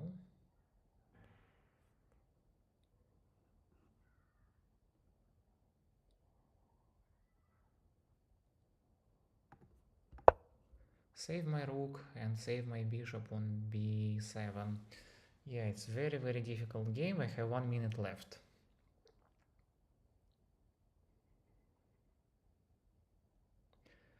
Well, time to activate pieces. Maybe pawn c5 and then bishop. Or take the pawn first. Are there any checks?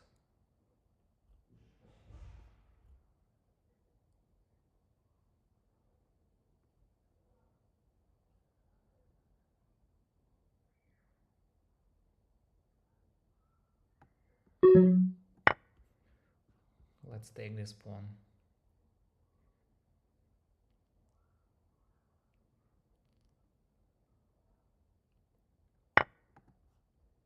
Let's take here.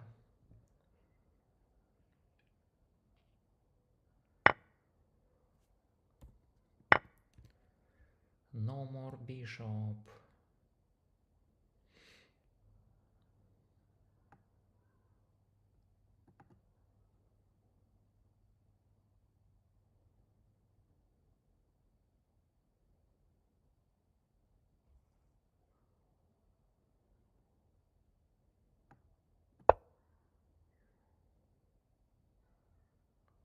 Knight is hanging also.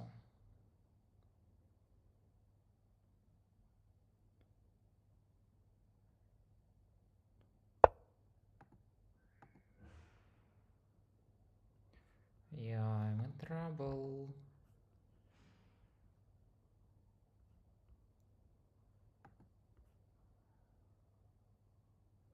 Let's take here.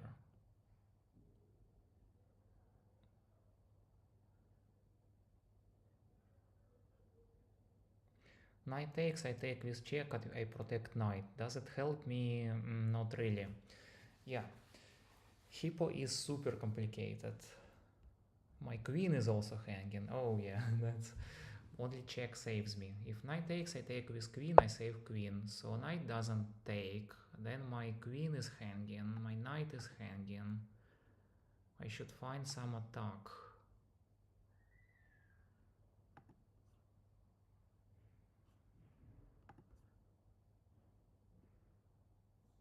Let's go like that. At least I protect knight.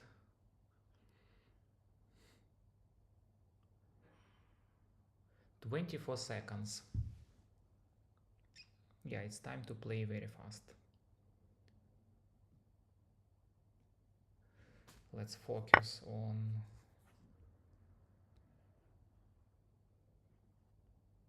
attacks.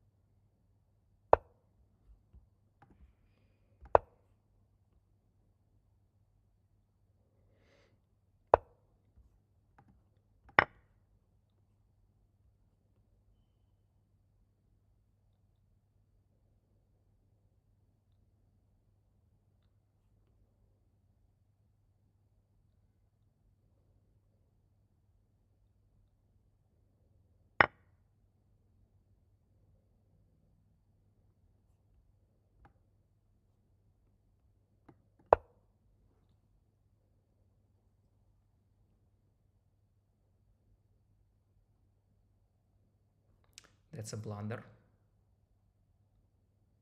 That's my blunder.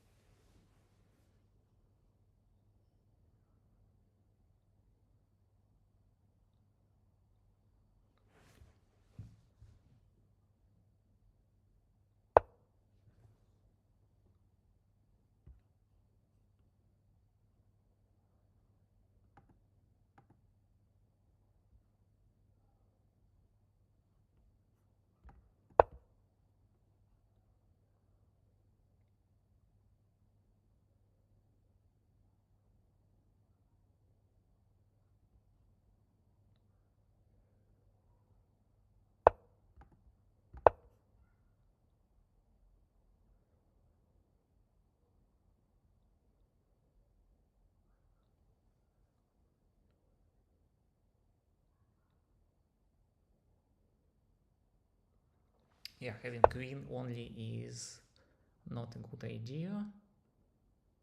How do I attack? Let's go like that.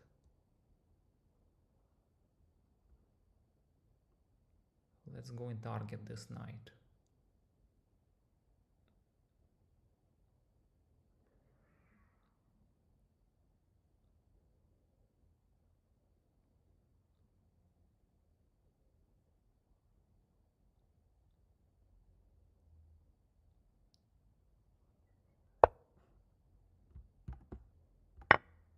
Let's do check.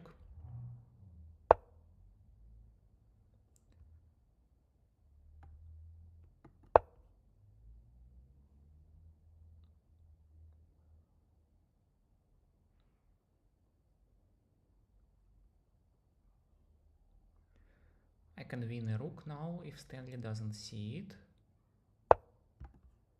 Check.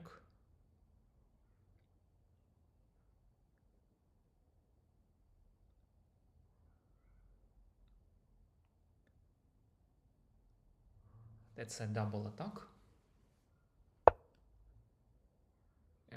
Okay, that's good defense.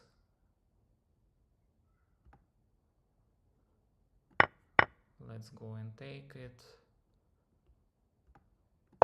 Let's attack rook.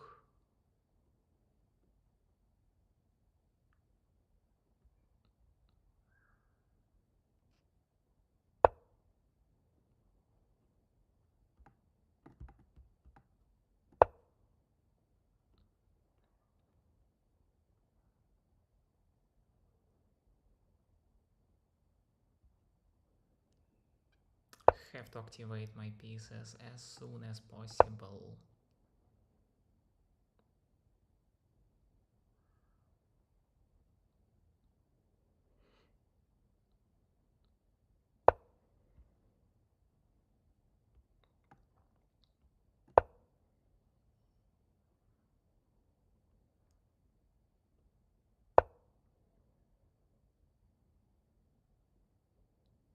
Take.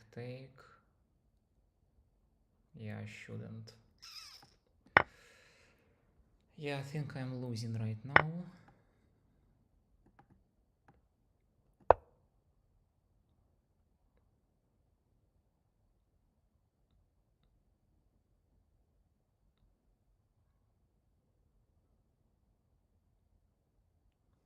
And I think I cannot stop all these pawns. It's just not possible.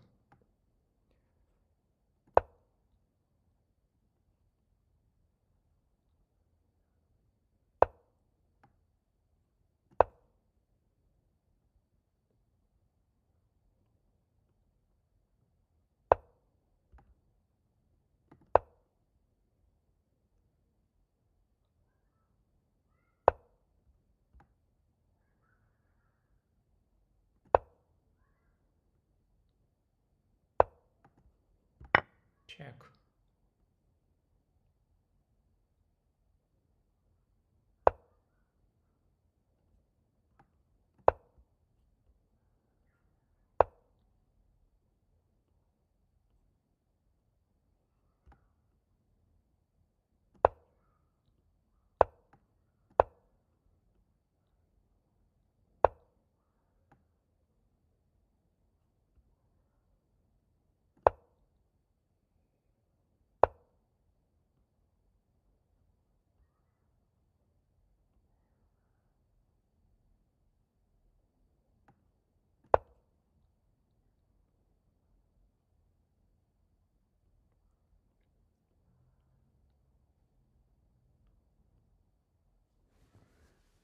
Let's see if Stanley can push the pawns to make a queen.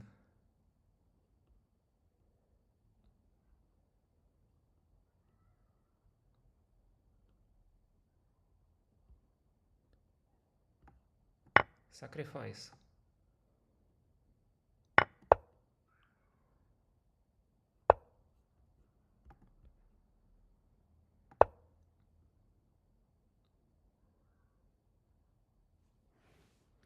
The problem that my knight cannot go away.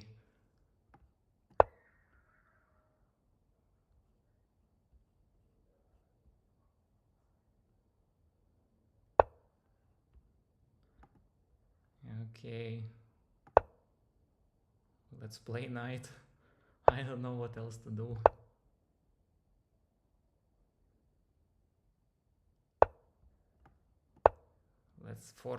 Let's force threefold repetition and make a draw. It would be a great end of the tournament.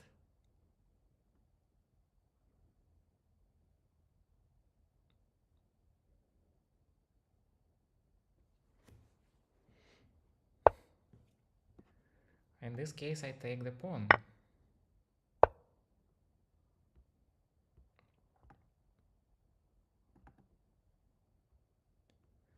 Okay, Stanley is fighting. If I take with check, no, I cannot. Then I cannot defend from queen. Let's try to bring king, maybe.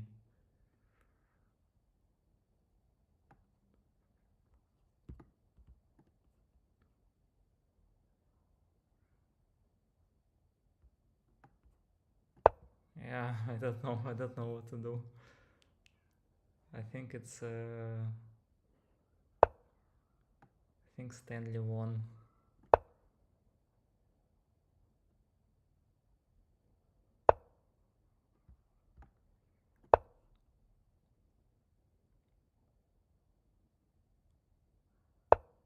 Yeah, that's queen. I take it.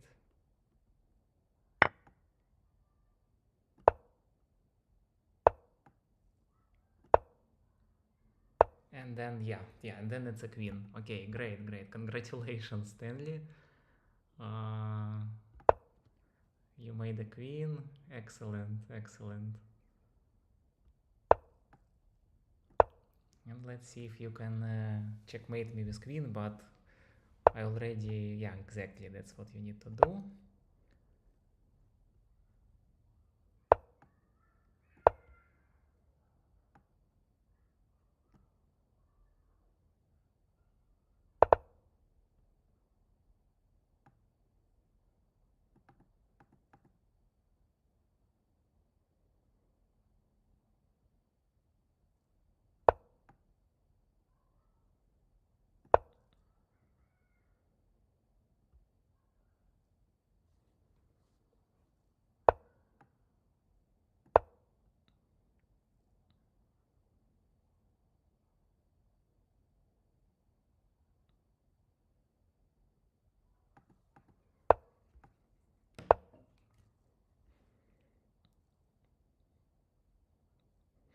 And actually, analysis of this game will be very interesting. I wonder if I had a draw there or it was a lost position, and would be great to see blunders made.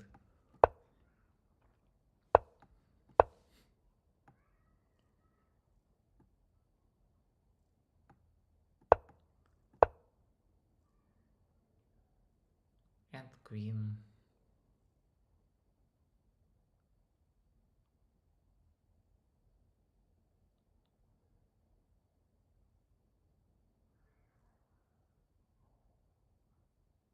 Yeah, be careful, but of course there is easy checkmate here.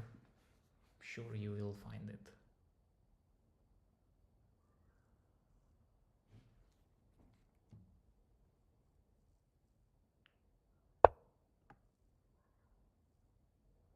Yeah, that's a great move. And then king. if you play, yeah, king and then checkmate. Yes, excellent. Great, congratulations, Stanley. Excellent game. And tournament is over. Let's do analysis of this game. It's very interesting to see if I had a draw there or it was a lost position, and I'm sure there was lots of possibilities for me to win, but again, as I said, Hippo is such a complex opening that always leads to extremely difficult positions, and it's played on top level, so mastering Hippo would mean that mastering chess. I played rarely because I always lose in Hippo. Look at the number of blunders both of us made, 7, 5, and it's getting higher and higher. But yeah, Hippo is fun to play, very fun to play. And I like this opening, just makes chess not boring. Okay, interesting that Stanley had 9 blunders, I had 5 blunders. Accuracy, my 72% and 76%. Let's go quickly through the analysis. Okay, after Hippo, after 10 moves, exactly the same position, then attacking bishops was okay. I mean, in accuracy, but I don't see as mistake. And then I start getting some advantage and then lose advantage. Yeah, I should play pawn takes c4 here. Yes, that's I commented because I lost the pawn. Let's see next. Blunder. Yeah, I should take the bishop. I should take the bishop and then win another bishop. But okay, let's see. And now it was a mistake. Interesting. Okay, why? Okay, queen. I take because of the check. Yes, exactly. I missed that check. I played a3 here. Surprisingly, it's not a blunder. Okay. Check. I still have advantage +3. Then I have advantage +5. What went wrong? I have advantage +6. Okay, that was a bad move. c5 was better. Take. Still I have advantage +3. Oh, that was bad check. Yeah, okay, yeah. Of course, check on b1 was better because I win knight. Exactly, and I missed that. Yeah. I think that's my biggest mistake in this game so far. I missed that extremely good check to win a piece. And now I do not have advantage. Now white has advantage. And I'm trying to get some counter game. I have white has advantage now +6. Let's see next. Blunder, yeah, of course, because I take the knight. Blunder. Okay. Now lots of blunders in the endgame. Oh, I missed checkmate in 5. What did I do? I take with queen. I should take with rook.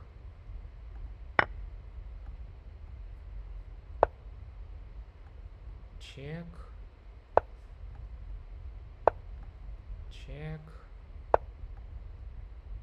Yeah, and then force checkmate. I see it.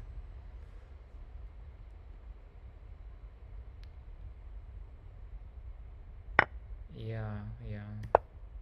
Okay, I had checkmate in 5. Wow. Yeah, such a fun game.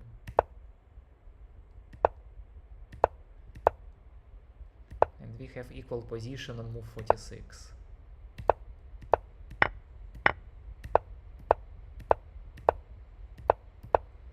was all okay. I have slight advantage here. I lost advantage.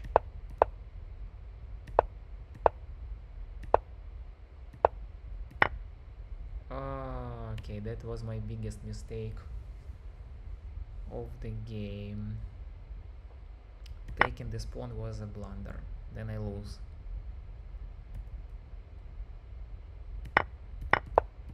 Okay. Actually played great moves here, but not now.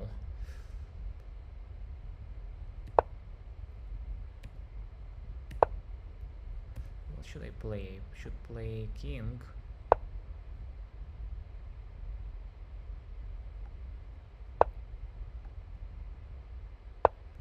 Yeah. Then it was equal position. It was equal position, but after knight goes back, it's forced checkmate. Then again equal position.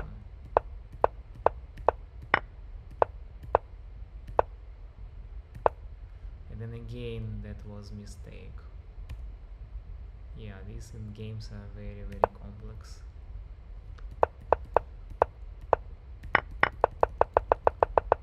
Yeah, and the rest is checkmate. Yeah, very interesting game, very complex game. Thank you guys for watching. Thank you so much, Stanley, for amazing games. Oh, my performance was 2000. Interesting. That's good performance. The performance is higher than my actual rating, so it means that I won. Yeah, I played not really bad games, but last one, of course, Hippo. I understood. I go for risk. Yeah, it's okay. It's learning. During the tournament time, I won 4 games.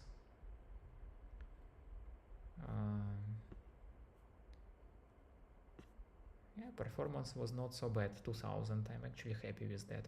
Okay, thank you guys for watching. Hope to see you next time, the next tournament. I really give lots of appreciation and compliments to Stanley for amazing games. He gave me a very hard time. He won the last game. Congratulations with that. And hopefully next time we will have even more interesting fights. And wish you all good luck. Thanks a lot. Thanks for watching. Goodbye.